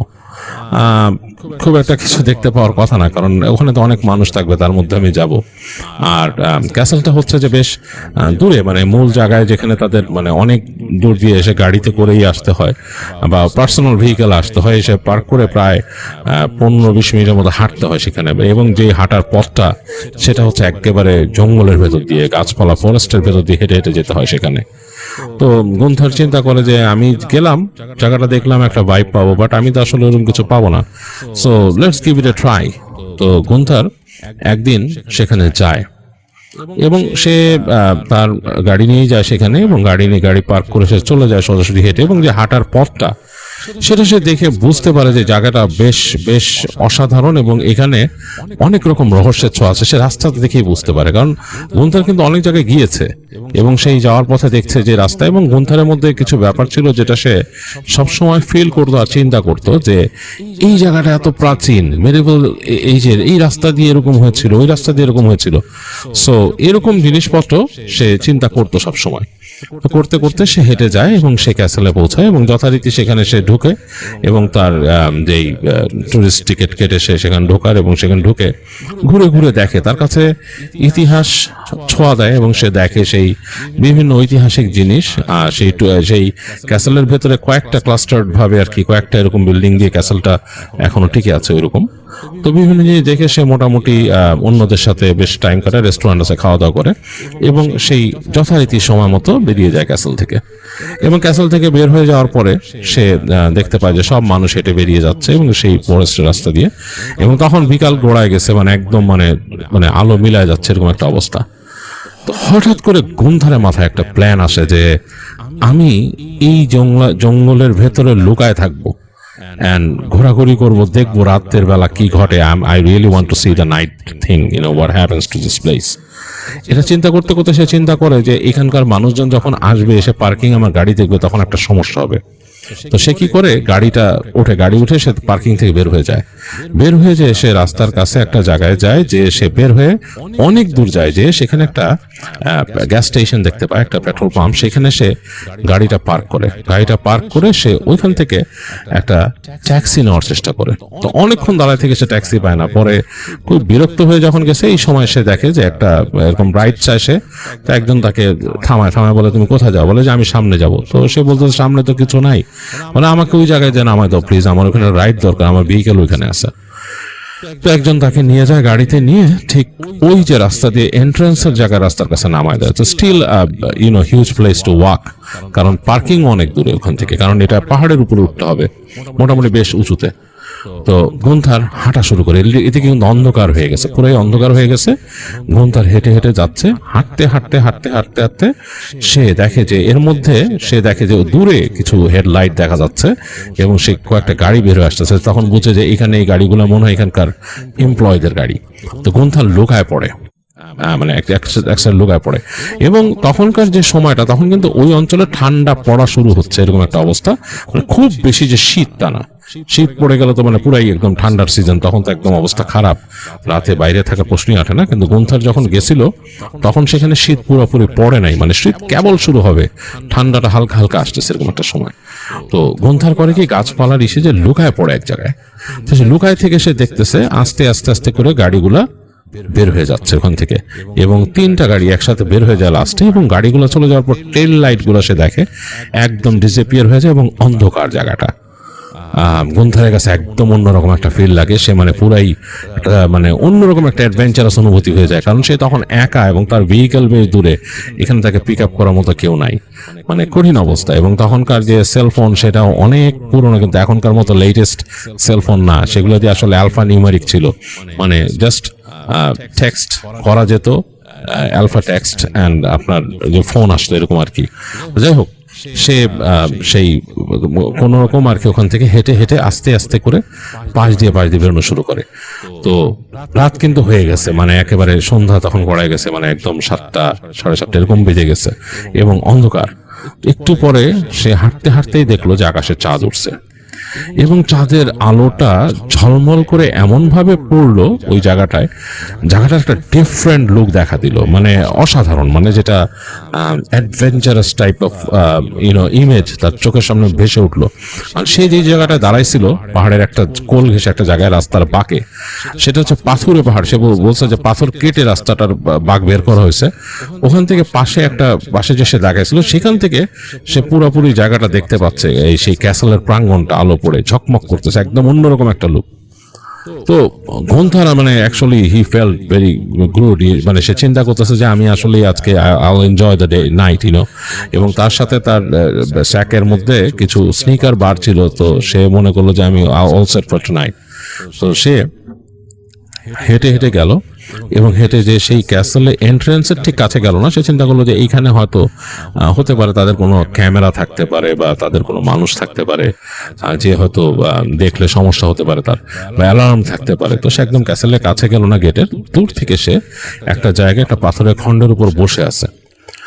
তো সে চিন্তা করতেছে what I am gonna do all night, কারণ আমার সামনে কিন্তু বড় একটা রাত আছে, এই রাতটা আমাকে পার করতে হবে। আমি তো এই গভীর রাতে এখান থেকে বের হয়ে আবার যদি আমি হাইওয়েতে যাও পড়ি, মানে যেখান থেকে গাড়ি চলাচল করে, ওখানে হয়তো আমাকে কেউ রাইড দিবে না এরকম রাত্রে, আমাকে ইদার তখন হয়তো হাঁটতে হবে, আবার পুলিশ রাস্তায় সমস্যা করতে পারে, জিজ্ঞেস করতে পারে কি করো। এনিওয়েজ, তো মোটামুটি আমাকে এইখানেই সারাটা রাত পার করে যেতে হবে, এরকম চিন্তা করতেছে গুন্থার। তো চিন্তা করতে করতে, এবং সে মোটামুটি ভালোই, তার শরীরে ভালোই কাপড় আছে, মোটা কাপড় আছে, ওইগুলো নিয়ে সে টেনশন করতেছে না, বাট রাতটা পার করা, এটা কি বোরিং রাত হবে কিনা এটাও চিন্তা করতেছে সে। সো বসে বসে অনেকক্ষণ চিন্তা করতেছে, কিছু করার নাই, সময় পার হয়ে যাচ্ছে, এবং সে সেই রাতের একদম ক্রিকেটের ডাক, মানে ঝিঝি পোকার ডাক ইত্যাদি ইত্যাদি পোকামাকড়ের ডাক পাচ্ছে। এবং মানে তখনকার সময়টা এমন একটা সময়, যে সময় সেই মানে শীতটা আস্তে আস্তে আস্তে আস্তে, এই যে এক ধরনের পোকা আছে সেগুলো উড়ে উড়ে পড়ে, এগুলো দেখতেছে। তো মোটামুটি একটা বোরিং ব্যাপার স্যাপার ঘটে গেল আর কি। সে ভাবতেছে যে এটা আসলে এখন ডিসিশনটা ভেরি ওয়াইজ হলো না জিনিসটা, আমি এখানে বসে থাকবো এবং এই ধরনের একটা সিচুয়েশন ফেস করব। ভাবলো যে লেটস টেক এ ওয়াক, আমি হেঁটে যাই।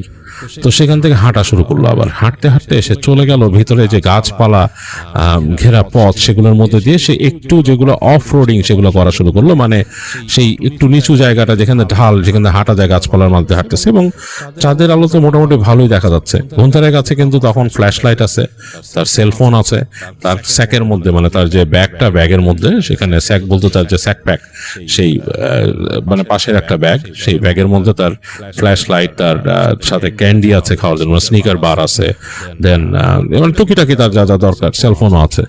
তো সে হেঁটে হেঁটে সেই ঢাল দিয়ে নামতেছে এবং দেখতেছে যে বেশ মানে চাঁদের আলো হালকা পড়তেছে, লাইট জ্বালানোর কোনো প্রয়োজন নাই, মোটামুটি দেখা যাচ্ছে। হাঁটতে হাঁটতে যে সে খুব এনজয় করতেছে ওয়েদারটা এন্ড এভরিথিং, বাট তার কাছে একাকিত্বটাকে তাকে ঘিরে ফেলছে। সে ভাবতেছে যে আসলে খুব বেশি রকম মানে রিস্ক নেওয়া হয়ে গেল, জিনিসটা ভালো লাগতেছে না। তো যাই হোক, এরকম হাঁটলো অনেকক্ষণ, তার মতো সময় পার করলো। তারপরে সে হেঁটে যে একটা কর্নার বের করলো, যে জায়গাটার মধ্যে বাঁকের উপরে একটা জায়গা একটু উঁচু। চিন্তা করলো এখানে আমি একটু হেলান দিয়ে বসে থাকি, বা আমি কি যখন রেস্ট নেই, ন্যাপ নেই, দেখি কিরকম কি পার হয়। তো গুন্থার ওখানে যে বসে শুয়ে পড়লো, মানে আধা শোয়া হয়ে পড়লো, আর তাকায় আছে আকাশের দিকে, চাঁদ দেখতেছে, দেখতেছে, এবং মাঝে মাঝে সেই ক্যাসেলের দূর থেকে ক্যাসেলের অংশ দেখতেছে, সুন্দর লাগতেছে। তো এরকম কতক্ষণ চলে গেছে বলতে পারবে না। একসময় গুন্থার ঘুমায় পড়ছে, তার আর খেয়াল নাই কিছু। তো যখন তার ঘুম ভাঙলো, সেটা হচ্ছে একটা শব্দে, এবং শব্দটা মনে হলো যে কোনো লোহার সাথে লোহা ঘষা খাচ্ছে, এরকম মানে খস খস খস, লোহার সাথে লোহা ঘষা খেলে যেরকম একটা মেটালিক সাউন্ড হয়, খস খস মেটালিক সাউন্ড, সেরকম একটা শব্দ সে পাচ্ছে। তো সে মোটামুটি তাকায় দেখে চারিপাশটা কুয়াশায় ঢেকে গেছে। সে যখন ঘুমায় গেছিল তখন কিন্তু চাঁদের আলো ছিল, বেশ চারিদিক আলোকিত, গাছপালার ফাঁক দিয়ে দেখা যাচ্ছিল। এখন দেখতেছে বেশ কুয়াশা, এবং সে দেখতে পাচ্ছে না আশেপাশে, মানে মোটামুটি তার থেকে 3-4 ফিট দূরেই কুয়াশা, গাছগুলো সব ঢাকা কুয়াশায়। মনে হচ্ছে যে কুয়াশা এসে মানে পুরো জায়গাটাকে ধোঁয়া দিয়ে যদি ঢেকে দেয়, সেরকম একটা অবস্থা। তো গুন্থার একটু অস্বস্তিতে পড়ে গেল যে ঘটনাটা কি, এবং সে লোহায় লোহা ঘষা খাওয়ার মতো শব্দ পাচ্ছে, এবং তার থেকে বেশি দূর না, মনে হচ্ছে সে যেখানে বসে আছে তার থেকে কিছু নিচের দিকে, মানে কত দূর হবে, প্রায় 15-20 ফিট নিচেই শব্দটা হচ্ছে। তো সে আন্দাজ করলো এখান থেকে 20 ফিট নিচে রাস্তাটা আছে, মানে যে পায়ে চলা পথটা, যেটা দিয়ে মানে ঘুরে এসে উঠছে এই জায়গাটায়, ওই জায়গাটা আছে।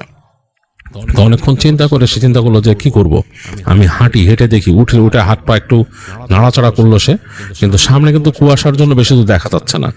তো সে চিন্তা করলো শব্দটা কিসের, আমি যদি ফ্ল্যাশ লাইট জ্বালাই, এখানে কি আবার কোনো সিকিউরিটি গার্ড আছে, আমাকে ধরে ফেলবে বা এরকম কিছু, আর ধরলে তো খামাকে আমাকে পুলিশের কাছে নিয়ে যাবে। এগুলো চিন্তা করতে করতে সে হাঁটতেছে, হেঁটে হেঁটে আন্দাজে আর কি, সে কিন্তু পুরোই আন্দাজে হাঁটতেছে। তারপরে আবার ভয়ও আছে, যেখান থেকে যদি হঠাৎ করে পা পিছলে পড়ে, একদম পাহাড় থেকে নিচে পড়ে যাবে সে। তো ওরকম আন্দাজে সে হাঁটতেছে, হাঁটতে হাঁটতে হাঁটতে এক কোণায় চলে আসলো, বুঝলো যে এখান থেকে নিচে নামার পথটা শুরু হয়েছে, এবং সে সেখান থেকে খুব সন্তর্পণে হাঁটা শুরু করলো। এবং এদিকে ওই শব্দটা কিন্তু পাচ্ছে সে, তার থেকে খানিকটা দূরে, বেশ খানিকটা দূরে সে শব্দটা পাচ্ছে। মানে মোটামুটি হবে তার থেকে প্রায় 20-25 ফিট দূরে, মানে ওই যে ডিস্টেন্সটা উপরে যেরকম ছিল সেরকম ডিস্টেন্সে আছে, কিন্তু আস্তে আস্তে মনে হচ্ছে ডিস্টেন্সটা তার সামনের দিকে পড়তেছে। তো এরকম শব্দ শুনতে শুনতে সে কুয়াশার মধ্যে হাঁটতেছে এবং সে কোনো আলো পাচ্ছে না, এবং বুঝতে পারছে যে উপরে যে চাঁদ আছে সেটা মেঘের আড়ালে, সুতরাং আকাশের যে মেঘগুলা সেগুলো আলোকিত হয়ে রয়েছে, মানে অ্যাজ ইফ তার মাথার উপরে একটা মেঘের ছাদ যেটা একটু আলোকিত আর চারিপাশে কুয়াশা। তো সেই আলোতে কুয়াশাটাও জানি কেমন একটা ফিকে টাইপের একটা রং ধারণ করছে। তো সে কিছু বুঝতে পারতেছে না, এবং ঠান্ডাটা মনে হয় একটু বেড়ে গেছে। সাধারণত কুয়াশা পড়লে ঠান্ডা কমে যায়, কিন্তু তার কাছে মনে হচ্ছে ঠান্ডাটা একটু বেশি পড়ছে। তো যাই হোক, শব্দটা সে শুনতেছে এবং এই শব্দের জন্যই কিন্তু সে লাইট বের করে জ্বালাচ্ছে না। চিন্তা করছে সামনে যদি কেউ পড়ে যায় তো নেহাত সমস্যা আছে তার। তো এটা চিন্তা করে সে আস্তে আস্তে হাঁটতেছে, আবার ভয় পাচ্ছে যে আবার পাটা মানে বেগতিক ভাবে না পড়ে। তো সে খেয়াল করলো তার একদিকে রেলিং, তো রেলিংটা সে বুঝতে পারলো যে এখানে রেলিং আছে, হাত ধরলো রেলিং দিয়ে, রেলিংটা ধরলো হাত দিয়ে আর কি, মানে হাত দিয়ে রেলিংটা ধরলো, এবং হাত দিয়ে রেলিংটা ধরার পরে সে বুঝতে পারতেছে যে আমি মানে রেলিং এর ওই পারে হচ্ছে নিচু আরো খাদ, আর আমি যাচ্ছি সোজা। এবং এখন মাঝে মাঝে যখন যাচ্ছে তখন মাঝে মাঝে সে কুয়াশা সরে গিয়ে দূরের গাছগুলো দেখতেছে, এবং সে আকাশের আলো পড়াতে আরো ভয়ঙ্কর লাগতেছে। তো একটা জায়গায় যে সে দেখলো কুয়াশাটা বেশ ফিকে হয়ে গেছে, এবং যে জায়গাটা সে এসে পড়ছে সেটা হচ্ছে তার সামনে, তার থেকে বেশ খানিকটা সামনে, এখনো প্রায় 15-20 ফিট দূরে সেই যে ক্যাসেলে ঢোকার গেটটা, মানে বড় গেটটা, এবং গেটটার পরে হালকা কুয়াশা আর আকাশের আলোতে মনে হচ্ছে একটা রাস্তা, প্যাসেজ হয়ে রাস্তা, মানে ঢোকার যে রাস্তাটা সেটা দেখা যাচ্ছে, এবং বেশ ভৌতিক হয়ে আছে। মানে দেখেই মনে হচ্ছে বেশ ভৌতিক একটা জায়গা, মানে বোঝা যাচ্ছে যে কুয়াশা আর হালকা আলোতে ঢাকা একটা রাস্তা, এবং সামনে বড় গেটটা দেখা যাচ্ছে, এবং ওই গেটটা যে ভিতরে ঢুকে গেছে পেছনে একটা বিশাল ভৌতিক অবকাঠামো, মানে বিশাল বিল্ডিং, ক্যাসেলের বিভিন্ন অংশগুলো দেখা যাচ্ছে এই হালকা আলোতে কুয়াশায় ঢাকা অবস্থা, একটা আবছা আলো ছায়ার মতো, মাঝে মাঝে কুয়াশা সরে যাচ্ছে আসতেছে, এরকম একটা অবস্থা। বেশ পুরো রাস্তাটা কিন্তু ফাঁকা, এরকম একটা অবস্থা। তো সেই শব্দটা কিন্তু পাচ্ছে একদম লোহার সাথে লোহা ঘষার মতো, খড়খড় খড়খড় খড়খড় খড় করে একটা শব্দ হচ্ছে। তো সে চিন্তা করছে কিসের শব্দ। একটু পরে সে খেয়াল করলো যে একটা আর্মার পরা মানুষ, মানে আর্মার, পুরো আর্মার, মানে মেটাল আর্মার পরা মানুষ, মানে হাতে পায়ে যদি আর্মার পরা থাকে এরকম আর্মার পরা একটা মানুষ ওই যে কুয়াশার মধ্যে যে রাস্তাটা, ক্যাসেলের ভেতরে ঢোকার যে রাস্তাটা, ওইটাই ধরে আসতেছে, এবং সেটারই শব্দ হচ্ছে। এবং এটা যখন আরো কাছে এসে পড়লো সেই প্রত্যেকটা স্টেপের শব্দ হচ্ছে মাটিতে পড়া, মানে মাটিতে বা ও মানে পাথরের মেঝে, তো সেখানে যে আর্মারের পাগুলো পড়তে সেটার যে শব্দ সেটা। তো সে ভয় পেয়ে গেছে খুব, এবং মনে হচ্ছে যে সেই মানুষটা বা সেই আকৃতিটা এদিকেই আসতেছে, তার দিকেই আসছে, কারণ সে দাঁড়ায় আছে সোজা গেটের। একটু পরে সে দেখলো ওইটা হাঁটতে হাঁটতে গেট পর্যন্ত চলে আসে, তার থেকে প্রায় এরকম 20-25 ফিট দূরে। এরপরে সে খুব অবাক হয়ে দেখলো যে গেটটাকে ভেদ করে সেই ক্যারেক্টারটা বের হয়ে আসলো। এখন আর তার একদমই সাহস হলো না, গুন্থার ঘুরে ঝেড়ে একটা দৌড় দিল এখান থেকে, এবং সে হিতহিত জ্ঞান শূন্য হয়ে দৌড়াইতেছে, সে বুঝতেছে না সে কোথায় যাচ্ছে। সে দৌড়ায় যাচ্ছে, তো একবার সে বুঝলো যে আমার এখন লাইট বের করা দরকার, আমি পড়ে যেতে পারি পাহাড় থেকে। সে একবার যে গ্রিলের সাথে ধাক্কাও খেলো, পাশের যে গ্রিল রেলিং, এবং তার পিছনে কিন্তু সে শব্দ পাচ্ছে সেই লোহার, মানে লোহা ঘষা, মানে বুঝতেছে আর্মার পরা কেউ হেঁটে আসলে যেরকম সেরকম একটা শব্দ সে এখনো পাচ্ছে পিছনে, তার থেকে প্রায় ওরকম 20-25 ফিট দূরেই আছে শব্দটা। সে গ্রিলের সাথে ধাক্কা খেয়েছে, খেয়ে সে আবার সেই গ্রিল মোটামুটি ধরতেছে আর দৌড়াচ্ছে দিক দিয়ে, বোঝার চেষ্টা করতেছে। সে বুঝতে পারছে যে সে এমন জায়গায় এখন ঢুকলো যে জায়গায় গাছ গাছালি চারিপাশে, এবং সে পাথরের দেয়াল, এবং তার কাছে মনে হচ্ছে যে একটা অন্যরকম একটা মানে ভৌতিক জায়গায় সে আসছে, এবং মানে মনে মনে সে চিন্তা করছে গড সেভ মি, মানে আমার আসলে এখন সে প্রচন্ড ভয় পেয়ে গেছে, কারণ কুয়াশা কিচ্ছু দেখা যাচ্ছে না, বাতিটা জ্বালানো তার সাহস হইতেছে না, সে কি না কি দেখে। তো এক পর্যায়ে সে আসলে আর পারলো না, সে তার এখান থেকে লাইটটা ধরে ফেলছিল, ব্যাগের থেকে বের করে সে ফট করে লাইটটা মারলো। লাইটটা মারার পরেই সে খুব অবাক করে একটা কাণ্ড দেখলো, মনে হলো তার সামনে দিয়ে খুব ফ্যাকাশে চেহারার একটা নারী, এবং সেই নারীটার মধ্যে একটা গাউন পরা ছিল, নারীটা একটা গাউন এবং মেডিভেল এইজের একটা গাউন সেটা পরা, খুব ফ্যাকাশে চেহারার, মানে মনে হচ্ছে যে একদম রক্ত নাই, এবং কেমন যেন মনে হলো খুব দ্রুত, মানে it's a matter of like a second or flick shut করে তার লাইটটা পড়ার সাথে সাথে রাস্তা ক্রস করে চলে গেল ওই পাশে উডসের মধ্যে, মানে গাছপালার মধ্যে। তো সে গাছপালার দিকেও লাইট মারছে, সেখানে আর কিচ্ছু দেখতে পায়নি। সে পুরো রাস্তাটা সামনে ফাঁকা, কুয়াশা। তো গুন্থার দৌড়াচ্ছে, প্রচন্ড স্পিডে দৌড়ানো শুরু করলো, যত তার গায়ে জোর আছে ওখানে দৌড়াচ্ছে, এবং সে মনে মনে বলছে গড সেভ মি বলে দৌড়াচ্ছে সেদিক দিয়ে। আর পিছনে কিন্তু শব্দটা আসতেছে, অনেক দূর পর্যন্ত আসতেছে, এবং সে শব্দ পাচ্ছে। একটু পর তার কানের পাশ দিয়ে একটা বাতাস চলে গেল, খুব খুব দ্রুত একটা বাতাস, একটা দমকা বাতাস তার কানের ঠিক পাশ দিয়ে সং করে পাস করলো। মনে হলো কেউ একজন একটা মর্নিং করে, মানে একটা শব্দ করে তার কানের পাশ দিয়ে কোনো মানুষ যদি পার হয়ে যায় ঠিক কানের পাশ দিয়ে, লাইক হুই এরকম একটা শব্দ করে তার কানের পাশ দিয়ে চলে গেল। তো গুন্থার প্রচন্ড ভয় পেয়েছে, সে কোনো আসলে কেয়ার করতেছে না, সে ঝেড়ে দৌড়াইতেছে, এবং দৌড়াইতে দৌড়াইতে এক সময় সে দেখলো সে যেই রাস্তা দিয়ে ঢুকছিল, মূল যে রাস্তাটা সেখানে এই এলাকায় ঢুকছিল, সেখানে বের হয়ে আসছে। সেখানে বের হয়ে এসেও সে থরথর করে কাঁপতে কাঁপতে দৌড়াচ্ছে, দৌড়াইতে দৌড়াইতে এক সময় সে মেইন রোডে এসে পড়লো। এখন মেইন রোডে কিন্তু আলো আছে, মেইন রোডে আলো আছে, কিন্তু গাড়ি ঘোড়া নাই। সে তারপরও নিজের মতো আন্দাজে চলা শুরু করলো, এবং কোনো কারণে সে প্রচন্ড রকম ঘামতেছে, মানে প্রচন্ড, তার ভেতরে সোয়েট শার্ট ঘেমে একদম নিয়ে গেছে, উপরে জ্যাকেট পরা। তো যাই হোক, সে হাঁটতেছে এবং সে পাগলের মতো প্রলাপ বকতেছে, কিচ্ছু তার কোনো খেয়াল নাই। তো সে ডানে বামে তাকাচ্ছে, কিচ্ছু নাই, গাড়িও তখন চলতেছে না। তো অনেকক্ষণ পর সে দেখলো যে একটা শব্দ পাচ্ছে, তাকায় দেখলো দূরে একটা ট্রাক আসতেছে, পিক আপ ট্রাক। তো সে এরকম হাত দেখাচ্ছে, এরকম করে তার হাতের মানে ফ্ল্যাশ লাইটটা এরকম নাড়তেছে, আর এরকম হাত দেখাচ্ছে। তো দেখলো যে পিক আপ ট্রাকটা চলে আসলো কাছে। ওইটা একটা ডজের ট্রাক ছিল, মানে একটা ডজের বড় ট্রাক, এবং ডজ কোম্পানির ট্রাক, এটাও তার মনে আছে। সে ট্রাক এসে তার পাশে ডজ র্যাম একটা ট্রাক এসে থামলো। থামার পরে ভেতর থেকে যেই মানুষটা উইন্ডো রোল করে তাকে বলল কি সমস্যা। তো সে তাকে বলতেছে, তাদের ওই জার্মান ভাষায় সে উত্তর দিচ্ছে আর কি, যে আমি এরকম ডজ ভাষায় আর কি, তার ডজ ভাষায় বলতেছে যে আমি এখানে সমস্যায় পড়ছে, আমাকে এই সামনে এই গ্যাস স্টেশনে পেট্রোল পাম্পে নামায় দাও। তো লোকটা কিছুক্ষণ চিন্তা করে তাকে বললো যে উঠে গেট খুলে দিল। তো সে উঠে বসে থরথর করে কাঁপতেছে। লোকটা বলছে কি সমস্যা, তুমি কোথায় গেছিলা? তো সে বলতেছে আমি এখন তোমাকে কিছু বলতে পারবো না, ইট ইজ পার্সোনাল, এটা পার্সোনাল। তো লোকটা আবার তাকে বলতেছে তাদের ভাষায় যে I hope nothing bad, nothing illicit, মানে কোনো অবৈধ কোনো কিছু তোমার সাথে নাই। হ্যাঁ, I hope you are not carrying an illicit drug or something. সে বলছে নো, সে তাকে মেক শিওর করতেছে যে আমার কাছে কোনো ড্রাগস নাই, কিচ্ছু নাই, আমি ইলিগাল কিছু করি নাই, so please just drop me there, মানে সে রিকোয়েস্ট করছে তাদের ডয়েজ ভাষায়। তো তাকে লোকটা এক পর্যায়ে, মানে লোকটা শুধু তার দিকে তাকাচ্ছে বারবার, তাকাইতে এক সময় সেই পেট্রোল পাম্পের কাছে চলে আসলো, এবং এসে তাকে ওখানে নামাই দিল আর কি। তো সে অনেক ধন্যবাদ দিয়ে লোকটাকে হেঁটে গেল, যে দেখলো যে পেট্রোল পাম্পটা রাতে মানে খোলা থাকে, সেটার শুধু উইন্ডো সার্ভিস থাকে, মানে সেটার মূল বন্ধ, কম্পাউন্ড বন্ধ। তার খুব পিপাসা লাগছিল, তো সে উইন্ডোতে যে বলে যে আমাকে পানি দাও, পানি চায় লোকটার কাছে। তো লোকটা পানি বোতল দেয়, সে বোতল একটা কিনে সে পানি খায়, টকটক করে পানি খায়। পানি খেয়ে সে তার নিজের গাড়িতে যায়, যে গাড়ি নিয়ে ওখান থেকে রওনা দেয়, এবং রওনা দিয়ে সে মানে অনেকটা ধাতস্থ হয়, নিজের গাড়িতে ওঠার পর ধাতস্থ হয়, এবং সে এক সময় যে পৌঁছায় আর কি তার বাসায়, এবং সে ওই সময় আর তার কিছুই খেয়াল নাই। সে কোনো মতে তার বাসায় যে ঘুমা যায়, এবং ঘুমের মধ্যে খুব দুঃস্বপ্ন দেখে। সে দুঃস্বপ্ন দেখে যে তাকে সে তার নিজের বাসায় আছে, এবং সে দেখতে থাকে স্বপ্নের মধ্যে যে তাকে ওইরকম একটা আর্মার পরা কেউ এসে তাকে চেপে ধরছে, গলা চেপে ধরছে, এবং শ্বাস নিতে পারতেছে না সে।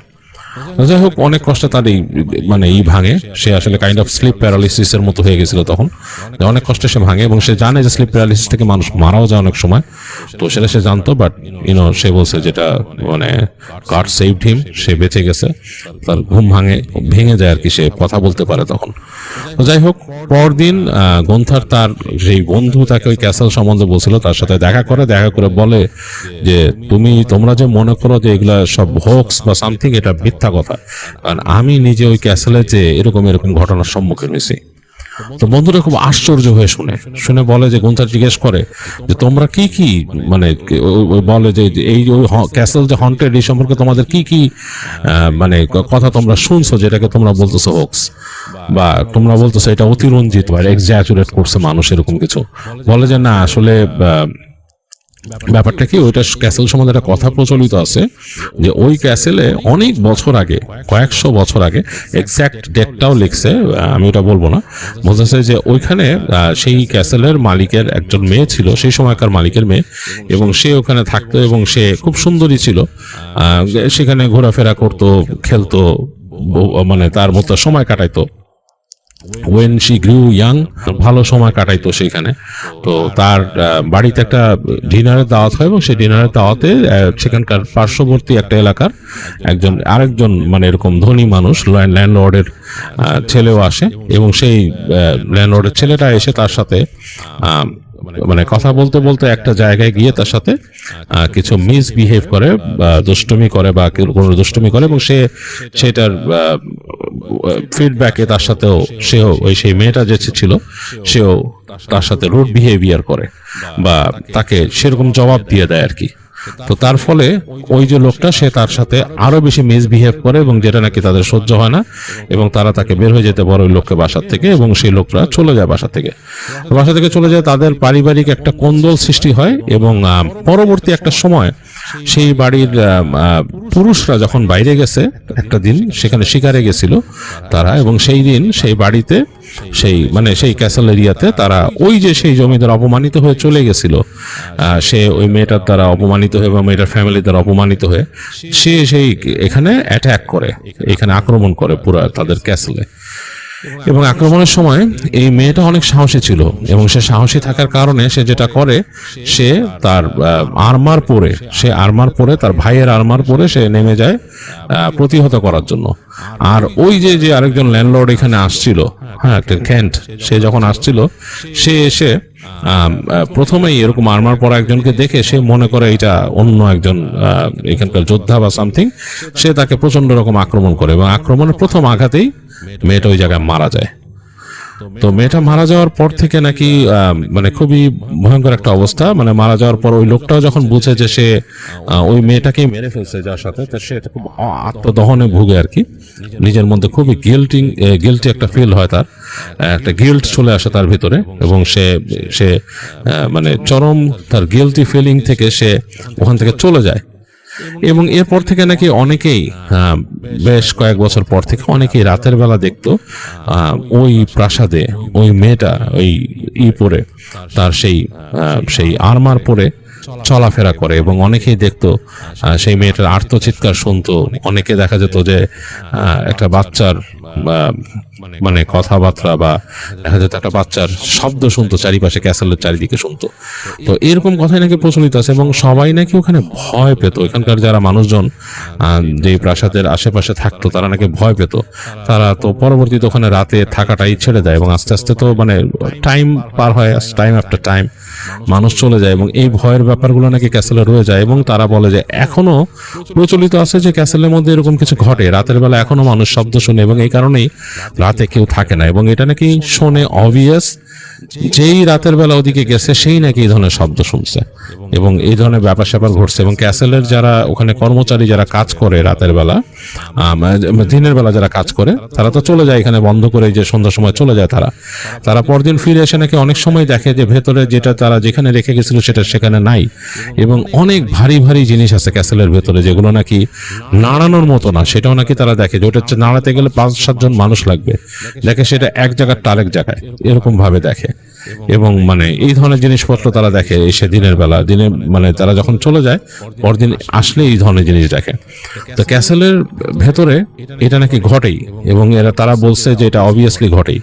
তো তার বন্ধু আসলে গুন্থারের ফ্রেন্ড গুন্থারকে বলতেছিল তার কাছে মনে হয়েছিল যে এই জিনিসগুলা মানুষ অতিরিক্ত রকমের অতিরঞ্জিত করে বলতেছে, বাট যেহেতু গুন্থার এগুলা দেখছে এবং সে এই ধরনের একটা ফিল পেয়ে আসছে ওখান থেকে, তো সুতরাং তখন থেকে তার ধারণাটা চেঞ্জ হয়ে যায়। তো গুন্থার পরবর্তী রাকিবকে বলছে যে এই ব্যাপারটা আসলেই সত্যি ওই ক্যাসেলটা সম্পর্কে, যে ক্যাসেলটার কথা আমি আসলে বলছি না, রাকিব নিষেধ করছে ক্যাসেলটা সম্পর্কে এক্সাক্ট ইনফরমেশন দিতে। রাকিব বলছে যে please don't share the exact information, এবং এর কারণ হচ্ছে গুন্থার তো সেখানে গেছে এবং সে তার মতো সময় কাটেছে, তো গুন্থারেরও এই ব্যাপারটা গুন্থার ওইভাবে জানতে দিতে চায় না কাউকে এক্সাক্ট ইনফরমেশনটা। তো যাই হোক, সেই যে ক্যাসেল, সেই ক্যাসেলটা আসলেই ভীতিকর একটা ক্যাসেল, ইটস হন্টেড ক্যাসেল, এবং সেখানে আসলে এই ধরনের জিনিস ঘটে, যেটা গুন্থার যেটার প্রমাণ। তো যাই হোক, এই ছিল ঘটনা।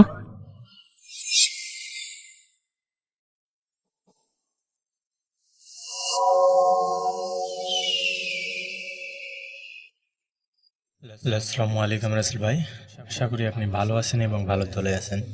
তো আজকে যে ঘটনাটি আপনাদের সাথে শেয়ার করতে যাচ্ছি, এই ঘটনাটি একটি ভয়ঙ্কর রিলেটেড, মসজিদের একটি ভয়ঙ্কর ঘটনা।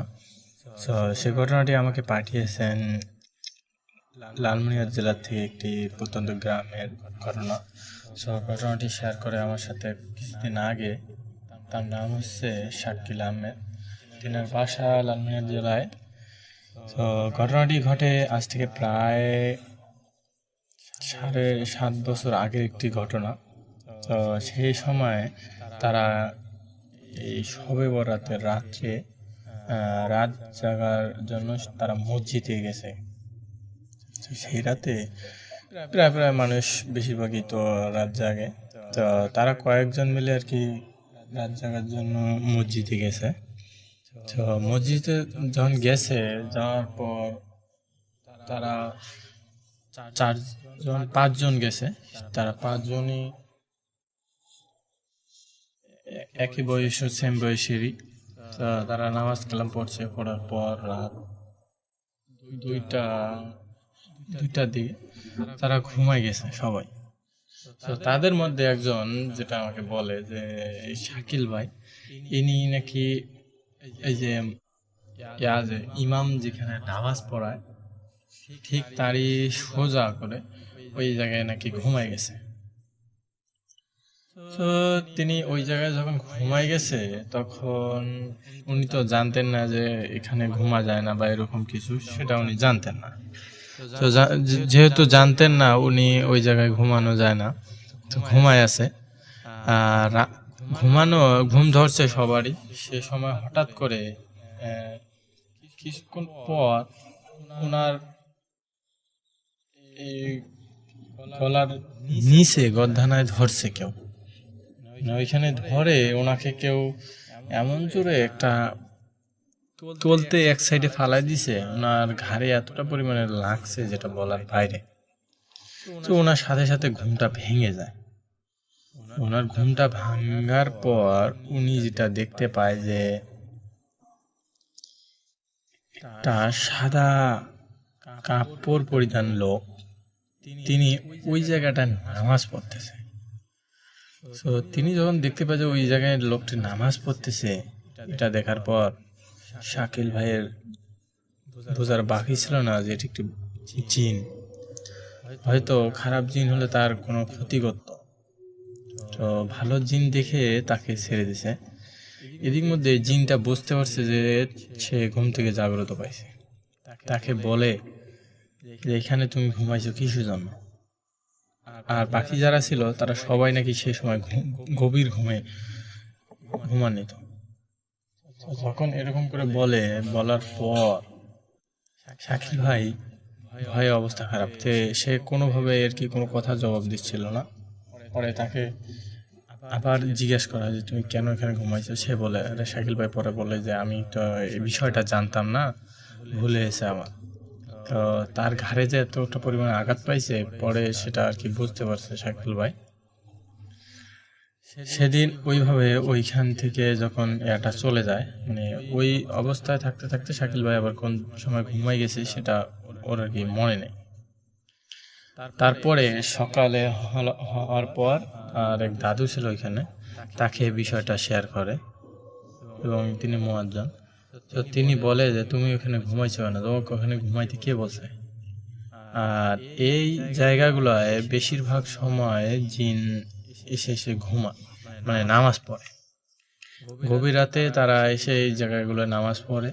তো এই জায়গাগুলোতে বেশিরভাগ সময় মানে শুয়ে না থাকাটাই উচিত, কারণ হয়তো ভাগ্যটা তোর ভালো যে তোর কোনো ক্ষতি করে নাই, এভাবে বলতেছে তাকে।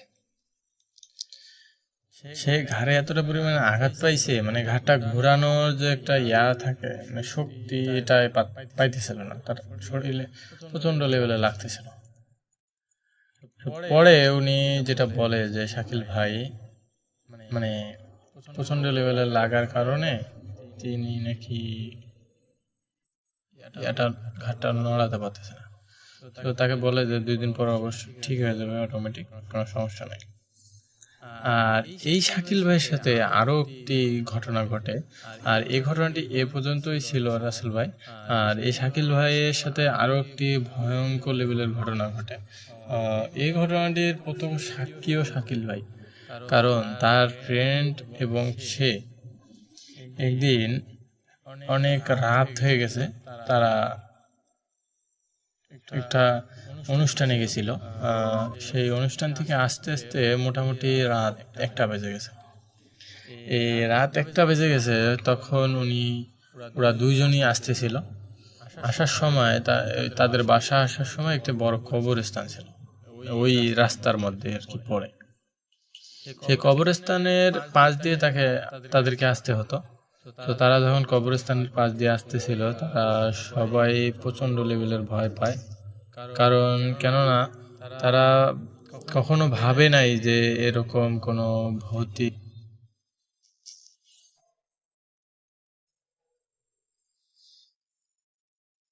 তারা যখন ওই রাস্তা দিয়ে আসতেছিল, সে সময় হঠাৎ করে ওই কবরস্থানের পাশাপাশি আসার পর তারা নাকি দেখতে পায় যে কবরস্থানে একটা সাদা কাপড় পরিধান লোক হালতেছে আর উঠতেছে। এটা দেখার পর শাকিল ভাই এবং তার যে ফ্রেন্ড ছিল, তারা দুজনই ভয়ে এতটা পরিমাণে ভয় পায় যেটা বলার বাইরে। এবং শাকিল ভাইয়ের ফ্রেন্ড বলে যে এখানে থাকা বেশিটা ভালো হবে না, দ্রুত এখান থেকে দৌড়া। তো তারা দুজনই ওইখান থেকে দৌড়াতে দৌড়াতে ওই কবরস্থানের শেষ মাথায় এসে দেখে যে সাদা কাপড় পরিধান লোকটা ছিল, এই সাদা কাপড় পরিধান লোকটা নাকি ঠিক ওই জায়গাটায় দাঁড়িয়ে আছে, মানে কবরস্থানের শেষ মাথায়। তো যখন কবরস্থানের শেষ মাথায় দাঁড়িয়ে আছে, তখন শাকিল ভাইকে চুপ করে বললো যে, তার ফ্রেন্ড বললো যে এখানে কোনো কথা বলবি না, আমরা আমাদের মতো করে দ্রুত এখান থেকে বেরিয়ে যাবো। তো তারা যখন দ্রুত তাদের মতো করে বেরিয়ে যাওয়ার সময় তারা দেখতে পায় যে এই যে সাদা পরিধান কাপড় পরা লোকটা, তার শরীরটা এতটা পরিমাণে আঘাতপ্রাপ্ত যেটা বলার বাইরে, মানে প্রচন্ড লেভেলে আঘাতপ্রাপ্ত। এবং সে যে এতটা পরিমাণে আঘাত পাইছে যেটা বলার বাইরে, মানে মুখটা এতটা পরিমাণে কেউ আঘাত করছে যেটা বলার বাইরে। এই শাকিল ভাইয়ের ফ্রেন্ড বলছিল যে তুই যাওয়ার সময় কোনো জিজ্ঞেস করবি না, এবং আমরা বাসায় যে বাকি কথা বলবো। তো তারা যখন বাসায় যাওয়ার পর শাকিল ভাইকে জিজ্ঞেস করে বিষয়টা, সে বলে যে এটা একটা ভয়ঙ্কর লেভেলের খারাপ পিশাচ, এবং সে হয়তো আমাদের পিছু নিছিল, হয়তো কোনো ক্ষতি করতে পারে নাই, বাট তুই হয়তো যদি ভয় পাইছিস বা তোর কোনো ক্ষতি করতেও পারে। তো সুরাপুরে ঘুমাইস, কোনো সমস্যা নাই। আর এদিক মধ্যে এই শাকিল ভাই আবার রাত্রে যখন ঘুমাইছিল, তখন স্বপ্নে দেখে যে এই লোকটা তাকে এসে ডাকাচ্ছে যে আমাকে বাঁচাও, তুই আমাকে ফেলে যাস না, আর যদি আমাকে ফেলে যাস না, আমাকে হসপিটালে নিয়ে যায়, এরকম করে তাকে আর কি স্বপ্নের মধ্যে বলতেছে। সেই সময় সে হঠাৎ করে ঘুমন্ত অবস্থায় জোরে চিল্লানি দিয়ে একদম ঘুম থেকে ওঠার পর তার বাবা বলে যে, বাবা কি হয়েছে, মানে তাদের বাসায় চিল্লাচিল্লি শুরু হয়ে যায় যে এত রাতে সে এরকম করে চিল্লানোর কারণটা কি। তো যখন এরকম করে বিষয়গুলো বলার পর তাকে একজন তাদের বাড়ির পাশে একজন ইমাম সাহেব ছিল, তো তার কাছে নিয়ে যায় এবং সে একটু পানি পড়া দেয় এবং কিছু আমল দেয় যাতে এই আমলগুলো পালন করে, আর এরপরে যাতে তার সাথে এরকম কোনো ভৌতিক কিছু না ঘটে রাসেল ভাই। সো যেভাবে ঘটনাটি আমার সাথে শেয়ার করে এই শাকিল ভাই, এই ঘটনাগুলো আপনাদের সাথে ছোট 2টি ঘটনা আপনাদের সাথে শেয়ার করলাম। আমি জানি না আপনাদের ঘটনাগুলো কীরকম লাগছে, আশা করি ঘটনাটি আপনাদের ভালো লেগেছে। সো আজকে আমাদের এখানে বিদায় নিচ্ছি রাসেল ভাই, আর এটাই ছিল শাকিল ভাইয়ের ঘটনা। সো আসসালামু আলাইকুম, আল্লাহ হাফিজ।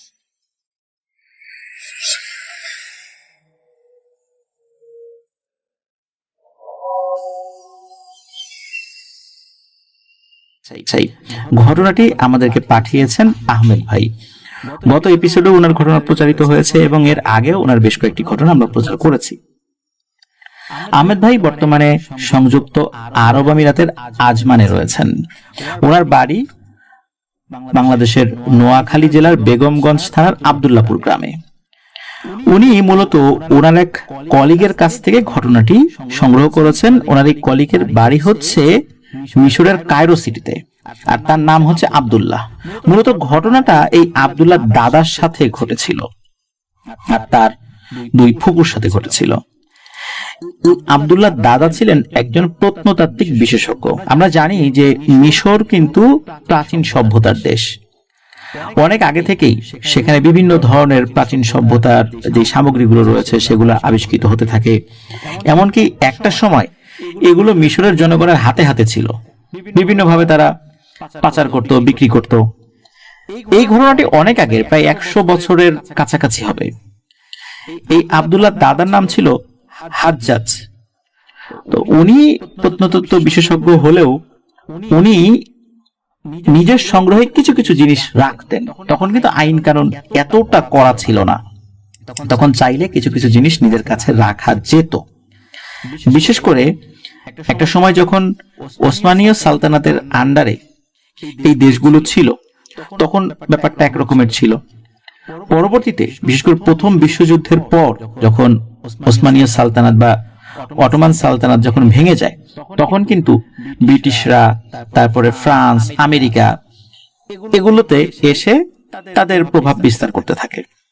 মূলত প্রথম বিশ্বযুদ্ধ পরবর্তী সময়ের ঘটনা এটি। ওই সময়ে এই আব্দুল্লাহর দাদা, উনি খুব ইয়াং ছিলেন। আব্দুল্লাহর বাবাও ছিল ছোট, বেশি বয়স ছিল না। আর এখন আব্দুল্লাহর বাবার বয়স অনেক, আব্দুল্লাহরও কিন্তু অনেক বয়স হয়ে গেছে আর কি। ঘটনার তো সময়টা শুনলে তো বুঝতেই পারছেন। তো যাই হোক, এই হাজ্জাজ যিনি আব্দুল্লাহ দাদা, ওনার কাজ ছিল মিশরের বিভিন্ন পুরনো মমিগুলো খুঁজে বের করা এবং এই মমিগুলোর উপর ইনভেস্টিগেশন করা, আর এই জিনিসগুলো মিশরের জাদুঘরে সংরক্ষণ করা।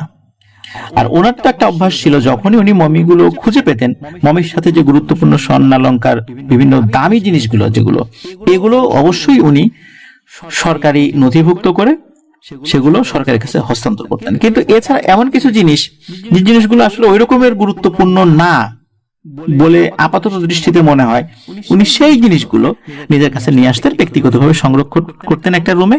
যদি পুঙ্খানুপুঙ্খ বিশ্লেষণ করে সেটা থেকে যদি কোনো ঐতিহাসিক তথ্য পাওয়া যেত, তবে ওই জিনিসটা আবার উনি সরকারের কাছে দিয়ে দিতেন এবং ওনার গবেষণা করে যেই গবেষণায় যে তথ্যগুলো পেয়েছেন সেগুলো সরকারকে জানিয়ে দিতেন। আর যেগুলো কোনো কিছু পাওয়া যেত না, ওগুলো উনি ওনার কাছেই রেখে দিতেন। এইভাবেই চলছিল। তো ছোটবেলা থেকেই উনি এই প্রত্নতাত্ত্বিক বিষয়ের উপর ওনার আগ্রহ ছিল। এর থেকেই মূলত উনি ছোটবেলা থেকে স্টাডি করেছেন। একটা পর্যায়ে উনি মিশরের প্রত্নতাত্ত্বিক যে ডিপার্টমেন্ট রয়েছে, আর্কিওলজি ডিপার্টমেন্ট, সেখানে উনি যোগদান করেছিলেন। তো ওনার যে রুমটা ছিল, ওই রুমটাতে চতুর্দিকে গ্লাসে মোড়ানো ছিল, আর ওনার একটা সেলফ ছিল, সেই সেলফটাও কাচের ছিল। ওই সেলফের ভিতরে উনি বিভিন্ন জিনিসগুলো সংরক্ষণ করতেন। তো তার পাশে আর একটা জায়গা ছিল যেখানে উনি বিভিন্ন অ্যাওয়ার্ড পেতেন, মানে পুরস্কার পেতেন ওনার গবেষণা করার কারণে, সেগুলো উনি সংরক্ষণ করতেন। ওই রুমটাতে ওনার পরিবারের সদস্য কিংবা বাইরের কারো প্রবেশ নিষিদ্ধ ছিল। ওনার অনুমতি সাপেক্ষে তারা ঢুকতে পারতেন, কারণ ওখানে অনেক গুরুত্বপূর্ণ ব্যাপার থাকতো, তো বিভিন্ন জিনিস থাকতো। একটু এলোমেলো করলে বা বাচ্চারা ঢুকলে সমস্যা, কারণ ওনার বাচ্চা তো ছোট ছিল ওই সময়, যার কারণে এই ধরনের সমস্যা হতে পারে, বাচ্চারা কোনো কিছু ফেলে দিয়ে ভেঙে ফেলতে পারে। এই কারণে মূলত উনি ওনার রুমে ওই সময় কাউকে ঢুকতে দিতেন না। একবার কি হলো যে একটা খবর আসে, কায়রো সিটি থেকে বেশ অনেক দূরে একটা লোকালয় আছে। ওটা নাকি অনেক পুরনো লোকালয়, 3-4 হাজার বছর আগেও এখানে লোকজন বসবাস করত, এখনো আছে। তো ওই জায়গা থেকে একটু দূরে মাটির নিচে একটি আন্ডারগ্রাউন্ড কবরস্থান পাওয়া গেছে। একটা সময় উপরেই ছিল, মাটির উপরে ছিল, কিন্তু পরবর্তীতে ওইটা হয়তোবা মাটির নিচে ঢাকা পড়েছে, অথবা সেটা মাটির নিচেই তৈরি করা হয়েছিল, এমনটা হতে পারে। তো ঘটনা যেটা ঘটে সেটা হলো যে উনি ওইখানে যান, ওনার সাথে একজন ব্রিটিশ, একজন আমেরিকান, আরো 2 ভদ্রলোক ছিল অন্য দেশের আর কি। মোট 4 জন ছিল উনি ছাড়া, উনি সহ 5 জন। তো ওনারা ওই জায়গাটাতে যান, প্রায় 27 দিন ওনারা ওখানে কাজ করেন। অনেক কিছু ওনারা পান, সেগুলো নথিভুক্ত করে সরকারের কাছে হস্তান্তর করেন। দামি দামি অলংকারও পেয়েছিলেন, আসবাবপত্র পেয়েছিলেন, সবই ওনারা সরকারের কাছে দিয়ে দেন। তো এই হাজ্জাজ উনি অনুমতি সাপেক্ষে ওখান থেকে একটা ছোট্ট কৌটা নিয়ে এসেছিলেন, আর একটা আঙ্গুলের আংটি, যেটা স্বর্ণের ছিল না, অন্য কোনো ধাতুর ছিল আর কি।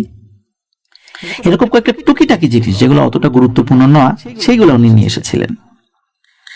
তো উনি এই জিনিসগুলো এনে ঘরে রেখে দেন। ওর ভিতরে একটা কৌটাও ছিল। আর ওই যে কৌটা যখন পেয়েছিলেন, উনি দেখেন যে কৌটাগুলোর আশেপাশে কালো জাদুর কিছু সরঞ্জামাদি রয়েছে। কারণ উনি যেহেতু এগুলো নিয়ে গবেষণা করতেন, প্রাচীন মিশরের যে ভাষা ছিল, এই ভাষাটাও উনি টুকটাক পড়তে পারতেন আর কি, কিছুটা বুঝতে পারতেন। তো উনি ওই কালো জাদুর সরঞ্জামগুলো উনি নিয়ে আসেন নাই, কিন্তু কৌটাটা নিয়ে এসেছিলেন উনি। তো ওটা নিয়ে এসে উনি ওনার কক্ষে রেখেছিলেন, যেখানে উনি সাধারণত জিনিসগুলো রাখেন। মূলত ঘটনার শুরু এখান থেকেই হয়। এই হাজ্জাজ উনি আর ওনার ওয়াইফ, ওনার ছেলে আব্দুল্লাহ আর ওনার 2 মেয়ে সন্তান, ওনারা কিন্তু একসাথেই থাকতেন। তো প্রথম দিন রাতে ওই হাজ্জাজ যিনি, ওনার যে ফ্যামিলি, মানে আব্দুল্লাহর বাবার ফ্যামিলি, বেশ কিছু ঘটনার সম্মুখীন হন। রাতে ওনারা বুঝতে পারেন ওই যে কক্ষ, আব্দুল্লাহ দাদার যে কক্ষটা, তো রাতের বেলা ওই রুমে মনে হচ্ছে ভূমিকম্প হয়, আর ওই রুমে ভূমিকম্প হয় যার কারণে আশেপাশে রুমও নড়াচড়া করে। একটা জিনিস মনে হয় যে ওইখানে কোনো একটা জিনিস আটকানো আছে, সে ওখান থেকে বের হওয়ার জন্য ছোটাছুটি করে, ধাক্কাধাক্কি করে, এরকমটা মনে হয়। এবং বিভিন্ন ধরনের শব্দ হয়। যখন রাত্রে ওই ধরনের শব্দ হচ্ছিল, তখন হাজ্জাজ উনি উঠে গিয়ে ওই রুমটা চেক করেন, কিন্তু কিছুই দেখতে পান না। এরকম প্রতিদিনই কিছু না কিছু ঘটনা ওই রুমে ঘটতে থাকে। এর মধ্যে কি হয়, একটা খবর আসে আর একটা জায়গায় যেতে হবে। তো হাজ্জাজ উনি সেখানে চলে যান। ওই রাত্রে উনি বাসায় ছিলেন না, বেশ কয়েকদিনের জন্য উনি বের হয়েছিলেন অবশ্য। হঠাৎ করে হাজ্জাজের কাছে খবর আসে দ্রুত তাকে বাসায় যেতে হবে, জরুরি ভাবে যেতে হবে, এক মুহূর্তের জন্য দেরি না করে। তো খবর শুনে উনি দ্রুত বাড়িতে ফেরত আসেন। এসে উনি জানতে পারেন যে উনি যেদিন আসেন তার আগের রাত্রে ওই রুমে ভয়ানক কিছু শব্দ হচ্ছিল। তখন এই হাজ্জাজ সাহেবের ছেলে, মানে আব্দুল্লাহর বাবা যিনি, তার বয়স ওই সময় ছিল 8-9 বছর। তো সে কি করেছে, এই শব্দ শুনে তার ঘুম ভেঙে যায়, দেখে যে তার মা ঘুমিয়ে আছে, তার বোনেরাও ঘুমিয়ে আছে। সে উঠেছে যে ওই রুমে কি, এটা দেখতে যাবে। সে ছোট মানুষ, অতটা বুঝতে পারে নাই। আর তার বাবা যে রুমে কাজ করে, সেই রুমটা তো তার চেনা। তার বাবা তাদেরকে ওইভাবে ঢুকতে না দিলেও কখনো যে তারা ঢুকে নাই, বিষয়টা এরকম না। তো কি করেছে, যে সে ওই রুমের কাছে গিয়েছে। ওই রুমের কাছে যাওয়ার পর এক ধরনের শব্দ শুনতে পাচ্ছে, ফিস ফিস ফিস ফিস শব্দ। আসলে ফিস ফিস শব্দটা নাকি এরকম ছিল যে আমরা ফিস ফিস করলে যেরকম শব্দ হয়, বিষয়টা এরকম না। কোনো মানুষ যদি খুব জোরে জোরে ফিস ফিস করে কথা বলে, যেরকম শব্দ হয়, ঠিক তেমন শব্দ আসছিল। মনে হচ্ছে যে অনেকগুলো মানুষ ওই ঘরের মধ্যে আছে, ফিস ফিস করে কিছু বলছে। এই আব্দুল্লাহর বাবা, মানে হাজ্জাজ সাহেবের ছেলে, উনি কি করেছেন, উনি দরজার একটা ফাঁকা দিয়ে একটু দেখার চেষ্টা করেছেন। তো উনি যখন দেখার চেষ্টা করেছেন, যে ওই রুমের কিন্তু জানালায় কাঁচ লাগানো ছিল একটা পাশে, চাঁদের আলো কিন্তু ওই রুমে ঢুকছিল, যার কারণে উনি কিছুটা দেখতে পেয়েছিলেন আর কি। উনি দেখতে পান যে অনেকগুলো মানুষ, প্রায় 15-20 জন হবে ওই রুমের মধ্যে, এবং কিছু একটা ঘিরে দাঁড়িয়ে আছে আর ফিস ফিস করে কথা বলছে এইভাবে জোরে জোরে। এটা দেখে আব্দুল্লাহর বাবা তো জোরে দেন এক চিৎকার, এবং ওইখানেই অজ্ঞান হয়ে যান। তার এই চিৎকার শুনে তার মায়ের ঘুম ভেঙে যায়, তার বোনদেরও ঘুম ভেঙে যায়। তার বোনেরও তো ছোট ছোট, আব্দুল্লাহর বাবা থেকেও ছোট ছিল। তো আব্দুল্লাহর মা দ্রুত এসে দেখে তার ছেলে এরকম অজ্ঞান হয়ে পড়ে আছে। মূলত এর পরেই খবর দেয়া হয়েছিল তাকে, এবং উনি দ্রুত চলে এসেছিলেন। উনি খুব বেশি দূরে ছিলেন, বিষয়টা এরকম না। আর কাজ শেষে বাড়িতেও আসতে পারতেন না, কারণ যখন একটা জায়গায় গবেষণার কাজ চলমান থাকে, 24 ঘন্টাই শিফটিং ডিউটি করে ওই খনন কাজ বা গবেষণার কাজগুলো চলতো। তো হাজ্জাজ সাহেব উনি ফেরত আসেন, ফেরত এসে সব কথা শোনেন। উনি চিন্তা করেন যে প্রাচীন যে সমস্ত জিনিসগুলো আনা হয়, এগুলো কখনো কখনো অভিশপ্ত থাকে, বিভিন্ন ধরনের সমস্যা থাকলেও থাকতে পারে। এই ধরনের ঘটনা কিন্তু মিশরে হর হামেশাই আগেও ঘটেছে, এখনো ঘটছে। তো উনি এই চিন্তা করেছেন যে বিষয়টা আসলে ওইভাবে উনি গুরুত্ব দেন নাই। আর উনি তো কোনো মমি খোলেন নাই, মমির কোনো বডিতে হাত দেন নাই, এটা করবে অন্য লোকেরা। তো এই কারণে উনি এটা নিয়ে অতটা চিন্তা করেন নাই। কিন্তু ওনার মাথায় একটা জিনিস ঢুকে যায়, সেটা হচ্ছে আচ্ছা যে কৌটাটা আনলাম ওটা তো খুলে দেখলাম না, ওটায় কোনো সমস্যা আছে কিনা। তো উনি ওই কৌটাটা ধরেন, ধরার পরে দিনের বেলাতেই ওই কৌটার মুখটা উনি খুলে ফেলেন। খোলার সাথে সাথে যেটা হয়, ওর ভিতর থেকে কালো রঙের একটা ধোঁয়া বের হয়ে বাতাসে মিলিয়ে যায়, জাস্ট এতটুকুই। এরপর ওনার কাছে মনে হলো সবকিছু স্বাভাবিক। এর একদিন পর এই হাজ্জাজ সাহেব উনি একটা স্বপ্ন দেখেন। স্বপ্নে কোন একটা অবয়ব এসে তাকে বলছে, প্রাচীন মিশরীয় ভাষায় কিছু একটা বলছে। তো উনি আসলে ওইভাবে বুঝতে পারছিলেন না। প্রথম 1-2 দিন স্বপ্ন দেখেন, উনি বুঝতে পারছিলেন না। কিন্তু তৃতীয় দিন যখন একই স্বপ্ন দেখেন, তখন ওই অবয়বটা কি বলছে ওই প্রাচীন মিশরীয় ভাষায় সেটা বোঝার চেষ্টা করেন। উনি বুঝতে পারেন যে ওই অবয়বটা প্রাচীন মিশরীয় ভাষায় 3 জন মানুষকে মেরে ফেলার কথা বলছে। এখন কোন 3 জন মানুষ এটা তো উনি বুঝতে পারছেন না। তৃতীয় রাত্রে যখন উনি স্বপ্ন দেখেন, পরদিন সকালবেলা ওনার স্ত্রীর চিৎকারে ওনার ঘুম ভেঙে যায়। উনিও কিন্তু ওই বিছানায় শোয়া ছিলেন। দেখা যায় যে ওনার যে 2টো মেয়ে রয়েছে, এই 2টো মেয়ের মধ্যে বড় যে মেয়ে, ওই মেয়েটার মৃতদেহ বিছানার উপরই পড়ে আছে। শরীরের বিভিন্ন জায়গায় আঁচড় আছে, রক্তারক্তি হয়ে গেছে। বিষয়টা এরকম না, ঘরটা ভেতর থেকে বন্ধ। কে কাজ করলো? তার আদরের কন্যা এভাবে কেন মারা গেল? উনি বিষয়টা শুরুর দিকে ঘটনার আকস্মিকতায় বুঝতে না পারলেও পরবর্তীতে ওই স্বপ্নের বিষয়টা উনি গুরুত্ব দিতে থাকেন। তখন ওনার মনে পড়ে স্বপ্নের মধ্যে কিছু একটা এসে তাকে বলেছিল 3টা মানুষকে মেরে ফেলবে। তবে কি আমার মেয়েটাই প্রথম শিকার হলো? উনি এই বিষয়টা গুরুত্বের সাথে নেন এবং মিশরের খুব ভালো একজন তান্ত্রিক, বিশাল বড় এক জাদুকর আর কি, কারণ ওনার সাথে বিভিন্ন ধরনের তান্ত্রিকের যোগাযোগ ছিল ওনার কর্মসূত্রের কারণেই। কারণ বিভিন্ন সময় এই তান্ত্রিকরা বিভিন্ন ভাষা পড়তে পারত, প্রাচীন মিশরীয় বিভিন্ন দুর্বোধ্য শব্দগুলো নাকি পড়তে পারত। এইগুলোর জন্য তাদের কাছে উনি যেতেন এই গবেষণা কাজে আর কি। তো এমনই একজনের কাছে যান। তো উনি ওই শব্দগুলো শুনে এবং স্বপ্নের বিভিন্ন বিষয় জানার পর উনি বলেন যে ঠিক আছে, আপনি চলে যান, আজকের মতো একটু সাবধানে থাকবেন, কালকে আসেন, আমি দেখি এই বিষয়টা নিয়ে কতটুকু তথ্য সংগ্রহ করতে পারি।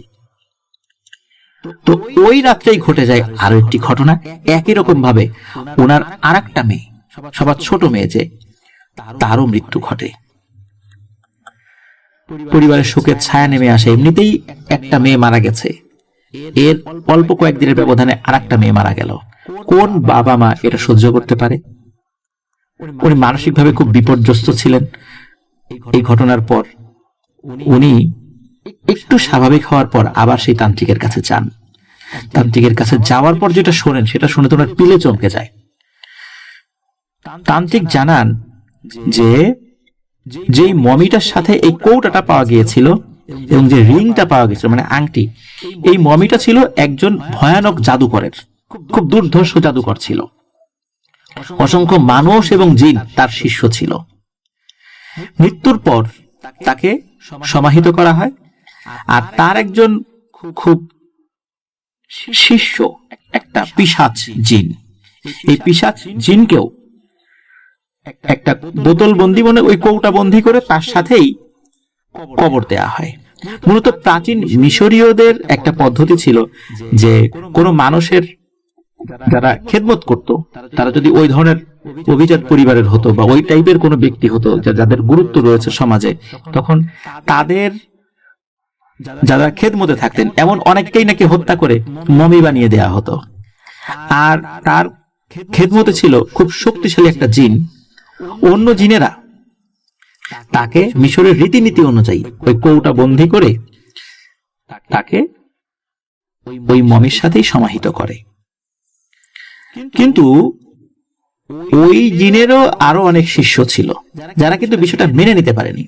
কিন্তু যেই জিনেরা এই কাজটা করেছিল, এটা মানুষ করে নাই, জিনেরাই কিন্তু করেছিল।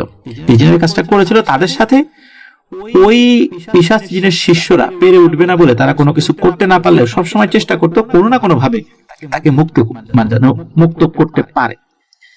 এত বছর হয়ে গেছে তারা মুক্ত করতে পারেনি, কারণ জিনদের হায়াত তো দীর্ঘ থাকে। পরে যখন ওই মমিটা উদ্ধার হয়, ওই কৌটাটা এই হাজ্জাজ সাহেব নিয়ে এসেছিলেন।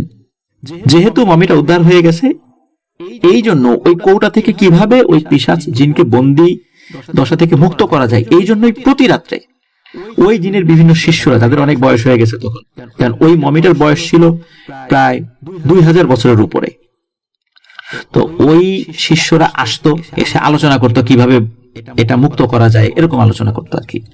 তো এর মধ্যে হাজ্জাজ সাহেব নিজেই এসে যখন ওটা খুলে ফেলেন, তখন ওই পিশাচটা মুক্ত হয়ে যায়। মূলত উনি যে কালো ধোঁয়াটা দেখেছিলেন, এটা ছিল ওই পিশাচ।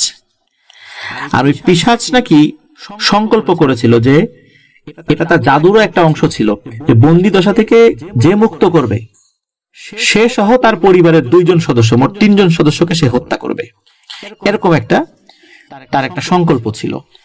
এটাই মূলত স্বপ্নের মধ্যে এসে ওই পিশাচটা হাজ্জাজ সাহেবকে বলতেন, কিন্তু উনি শুরুর দিকে বুঝতে পারেন নাই। আর ওই পিশাচের সংকল্প বা প্রতিজ্ঞার অংশ হিসেবেই 2টো মেয়েকে হত্যা করেছে। ছেলেকে হত্যা করতে পারতো, কিন্তু করেনি। এটাও নাকি তার জাদুর একটা অংশ ছিল, যে কেন ওই মেয়ে দুটোকে হত্যা করেছে। এখন তৃতীয় টার্গেট, মানে শেষ টার্গেট, এটা কিন্তু তার ছেলে আব্দুল্লাহ না, তার স্ত্রীও না। এবার তৃতীয় টার্গেট এই হাজ্জাজ সাহেব নিজেই। এখন এই কথা শোনার পর হাজ্জাজ সাহেবের তো পিলে চমকে গেছে, যে এত বছর ধরে কাজ করলাম, কখনো এই ধরনের বিপদে পড়ি নাই, আমার 2টো মেয়ে মারা গেল, এখন আমার প্রাণও সংকটে রয়েছে, এখন কি করা যায়। তখন ওই তান্ত্রিককে বলেন যে আপনি তো অনেক বড় জাদুকর, আপনি ওই পিশাচকে বুঝিয়ে বাজিয়ে একটা সমাধানে আসেন। তখন ওই তান্ত্রিক বলে আচ্ছা ঠিক আছে, আমি দেখি কি করা যায়। তো ওই যে যিনি তান্ত্রিক বা জাদুকর, উনি অনেক কষ্টে পিশাচটাকে হাজির করেছিলেন। হাজির করার পর শুরুতে মানতেই চায় না, তারপরে অনেক কষ্টে তাকে কিছু শর্ত সাপেক্ষে ওই পিশাচকে মানাতে সক্ষম হয়েছেন। ওই পিশাচ শর্ত দিয়েছিল যে এই শর্তগুলো যদি হাজ্জাজ সাহেব মেনে চলে, তাহলে সে স্বাভাবিকভাবেই মারা যাবে, আমি তার কোনো ক্ষতি করব না। কিন্তু এই শর্তগুলো যদি সে না মানে, তাহলে তার মৃত্যু হবে, আমি তাকে মেরে ফেলবো। কি কি শর্ত? সেই শর্তগুলো ওই জাদুকর বা তান্ত্রিক হাজ্জাজ সাহেবকে বলেছিলেন। হাজ্জাজ সাহেব এগুলো পালন করতেন। এরপরে ওনার পরিবারের আর কোনো সমস্যা হচ্ছিল না, একদম স্বাভাবিক, আগে যেভাবে স্বাভাবিকভাবে কাজকর্ম করতেন ওইভাবেই কাজকর্ম করছিলেন, কোনো স্বপ্ন দেখতেন না, কিছু হচ্ছিল না। এভাবে প্রায় 7-8 বছর হয়ে যায়, একদম স্বাভাবিকভাবে উনি ওই কাজগুলো করে যাচ্ছিলেন। এরপরে কি হয়, অনেকদিন হয়ে গেছে, উনি ওই কাজগুলোতে বেশ শিথিলতা আনেন আর কি, কখনো করেন কখনো করেন না। কি কাজ এটা আসলে এই আব্দুল্লাহ, মানে যার দাদা, যার সাথে ঘটনা ঘটেছিল, আব্দুল্লাহ কিন্তু এটা বলতে পারেন নাই যে আসলে কি ধরনের কাজ উনি করতেন, এটা জানা যায়নি। তো আব্দুল্লাহর বাবা যিনি, তিনিও বলতে পারেন নাই, কারণ তখন তো উনি ছোট ছিলেন। এরপর যেটা হয় সেটা হলো এক রাত্রে ওনার মৃত্যু হয়। তবে যে রাত্রে ওনার মৃত্যু হয়, উনি অনেক চিৎকার চেঁচামেচি করছেন, ওনার স্ত্রী, ওনার কন্যারা খালি দেখছিলেন তার বাবা কিভাবে ছটফট করছে, কিন্তু কিভাবে এটা হচ্ছে, কি কারণে হচ্ছে, এটা ওনারা বুঝতে পারেন। ওনারাও এই ঘটনার আকস্মিকতা চিৎকার চেঁচামেচি করছিলেন, কিন্তু কোনো সমাধানে যাওয়ার আগেই হাজ্জাজ সাহেবের মৃত্যু ঘটে। এরপরে ওই পরিবারের কারোর সাথে আর কোনো ধরনের ভয়ানক ঘটনা ঘটেনি। তো এটাই ছিল ঘটনা। আর এই যে আব্দুল্লাহ দাদার যে রুমটা, এই রুমটা নাকি এখনো আছে, ওনারা সংরক্ষণ করে রেখেছেন এবং বলেছেন যে এবার ভ্যাকেশনে গেলে আব্দুল্লাহ ওই রুমের একটা ছবি তুলে আমাদেরকে দেওয়ার চেষ্টা করবেন, আপনার হর ওয়ার্ল্ডের লিসেনাররা এই ছবিটা যেন দেখতে পারেন। অসংখ্য ধন্যবাদ আহমেদ ভাইকে, চমৎকার একটি ঘটনা আমাদের সাথে শেয়ার করেছেন।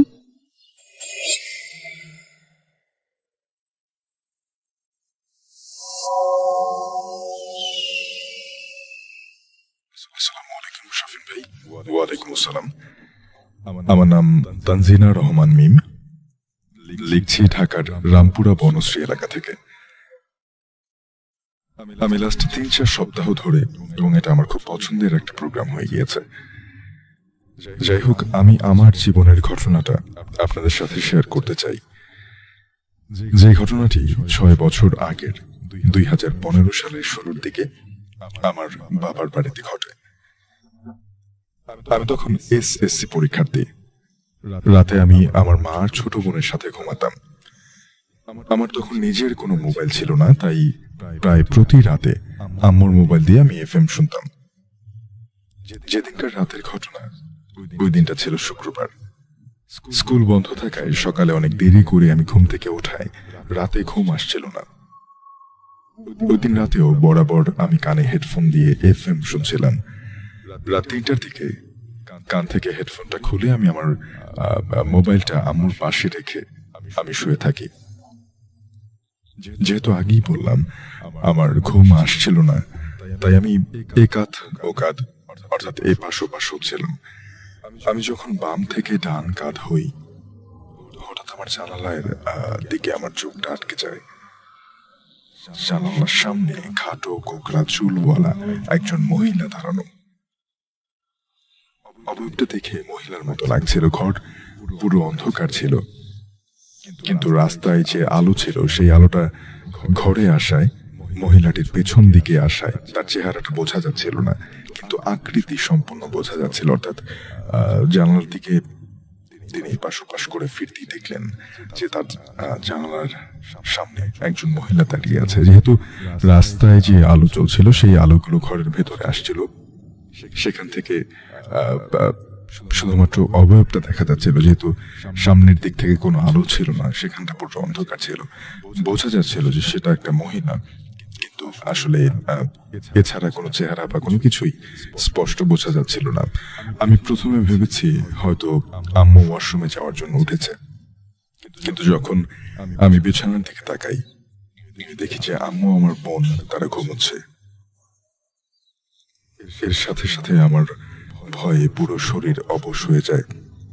দরজা তো বন্ধ, কেউ ঘরে ঢুকতে পারবে না। বাসায় আমি, আম্মু, আমার ছোট বোন আর আব্বু ছাড়া কেউ নেই। তাহলে কে এই মহিলা? ভাবতে ভাবতে আমি অবয়বটার দিকে আবার তাকালাম। এবারে দেখলাম সে এবার জিকিরের মতো করে মাথা ঝাঁকাচ্ছে এবং আস্তে আস্তে আমার দিকে এগিয়ে আসছে। কিন্তু আমি চিৎকার করতে যাচ্ছিলাম, ভয়ে আমার মুখ দিয়ে কোনো শব্দ বের হচ্ছিল না। এক পর্যায়ে মনে মনে আয়াতুল কুরসি পড়া শুরু করি এবং মুহূর্তের মধ্যে এই জিনিসটা আমার চোখের সামনে বাতাসে মিলিয়ে যায়। প্রায় অনেকক্ষণ শুয়ে শুয়ে দোয়া দরুদ পড়ার পরে মনে একটু জোর আসে এবং আমি উঠে ডিম লাইট জ্বালিয়ে আবার দোয়া পড়ে বুকে ফু দিয়ে সেদিনের মতো ঘুমিয়ে যাই।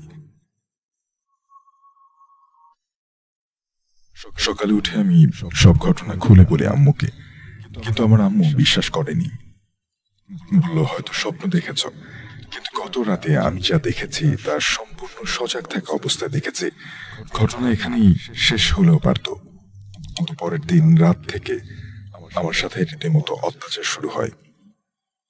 আমি 5 মিনিটের জন্য ঘুমাতে পারতাম না। একটু তন্দ্রা আসলে একটা অবয়ব আমার বুকের উপরে বসে আমার গলা টিপ দিয়ে ধরে। প্রতি রাতেই আমার সাথে একই ঘটনা চলতে থাকে। কেবল ফজরের আজান দেওয়ার পরে আমি ঘুমোতে পারতাম। আম্মুকে ঘটনা বললে আমার আম্মু আমার চোখে ভয় দেখে বিষয়টা বিশ্বাস করে এবং বলে যে রাতে দোয়া দরুদ পড়ে ঘুমাবে। একদিন রাতে বরাবরের মতোই দোয়া দরুদ পড়ে আমি ঘুমাতে যাই। এবার আমি অনুভব করি আমার ডান কানে কেউ অনেক জোরে ফু দিচ্ছে। আমি লাফ দিয়ে উঠে বসি। এবার মনকে সান্ত্বনা দিই, হয়তো বাতাসে এমনটা হয়েছে। আবার শুয়ে চোখ বন্ধ করার সাথে সাথেই আমার কানে আবারও অনেক জোরে একটা ফু দেওয়ার শব্দ পাই এবং শব্দটা শুনে স্পষ্ট বোঝা যাচ্ছিল যে কেউ মুখ দিয়ে ফু দিচ্ছে। এবার আমি উঠে বসি, কানে হাত দিয়ে দেখি যে আমার ডান কান থেকে প্রচুর রক্ত বের হচ্ছে। ভয়ে আমি এবার অনেক জোরে একটা চিৎকার দিই। আমার মা সাথে সাথে ঘুম থেকে উঠে এবং লাইট জ্বালিয়ে আম্মু দেখে যে আমার কান থেকে রক্তপাত হচ্ছে। পরদিন আমাকে ডাক্তারের কাছে নেওয়া হলে ডাক্তাররা যেটা বললেন যে আমার কানের পর্দার মাঝে একটা ছিদ্র হয়ে গেছে এবং ডাক্তার বললেন যে এটা কোনো কিছু দিয়ে কানে জোরে খোঁচা দেওয়ার কারণে হয়েছে, কিন্তু আমি কানে কোনো কিছু দিয়ে খোঁচাইনি। পরে আম্মুকে আমি সব ঘটনা খুলে বলি।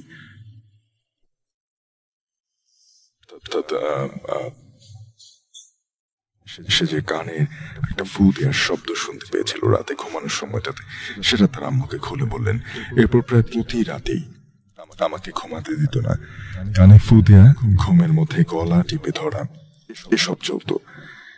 এবং আমার সেই কানটা দিয়ে প্রায় সময়ই প্রচুর ব্লিডিং হতো, কিন্তু ডাক্তার ব্লিডিং এর কোনো কারণ সঠিক যাচাই করতে পারেননি।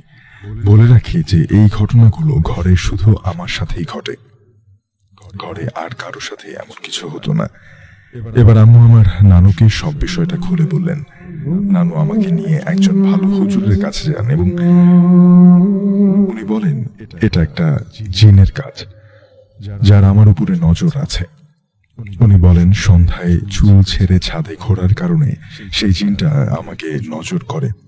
সূরা কালাম পড়ার কারণে সে আমাকে ডিরেক্ট পজেস্ট করতে পারেনি, অর্থাৎ সরাসরি আসর করতে পারেনি। এজন্য সে আমাকে বিভিন্নভাবে ডিস্টার্ব করছে। হুজুর আমাকে একটা তাবিজ এবং পানি পড়া দেন এবং বলেন এটা কখনো না খুলতে এবং নামাজ পড়তে বলেন সব সময়। তাবিজটা পড়তে কেন জানি না আমার একদম ইচ্ছা হতো না। আমি বেশ অনেকদিন অসুস্থ ছিলাম, প্রায় 1 বছর তাবিজটা পড়েছি। একদিন তাবিজটা খুলে আমি গোসলে যাই, এসে আর তাবিজটা ঘরের কোথাও খুঁজে পাইনি। এরপর থেকে আলহামদুলিল্লাহ তেমন খারাপ কিছু আমার সাথে হয়নি, কিন্তু দীর্ঘ 6-7 মাস যে অত্যাচার আর ভয়ের শিকার আমি হয়েছি, সেটা ভাবলে এখনো আমার গা শিউরে ওঠে। আশা করি ঘটনাটি পড়ে শোনাবেন। আমার মেঝো খালা প্রায় অনেক বছর জিন দ্বারা পজেস্ট ছিলেন অথবা আসর অবস্থায় ছিলেন। অন্য কোনো দিন তার ঘটনাগুলো লিখে পাঠাবো। লেখার ভুল ত্রুটি থাকলে মাফ করবেন। ভালো থাকবেন। আল্লাহ হাফেজ।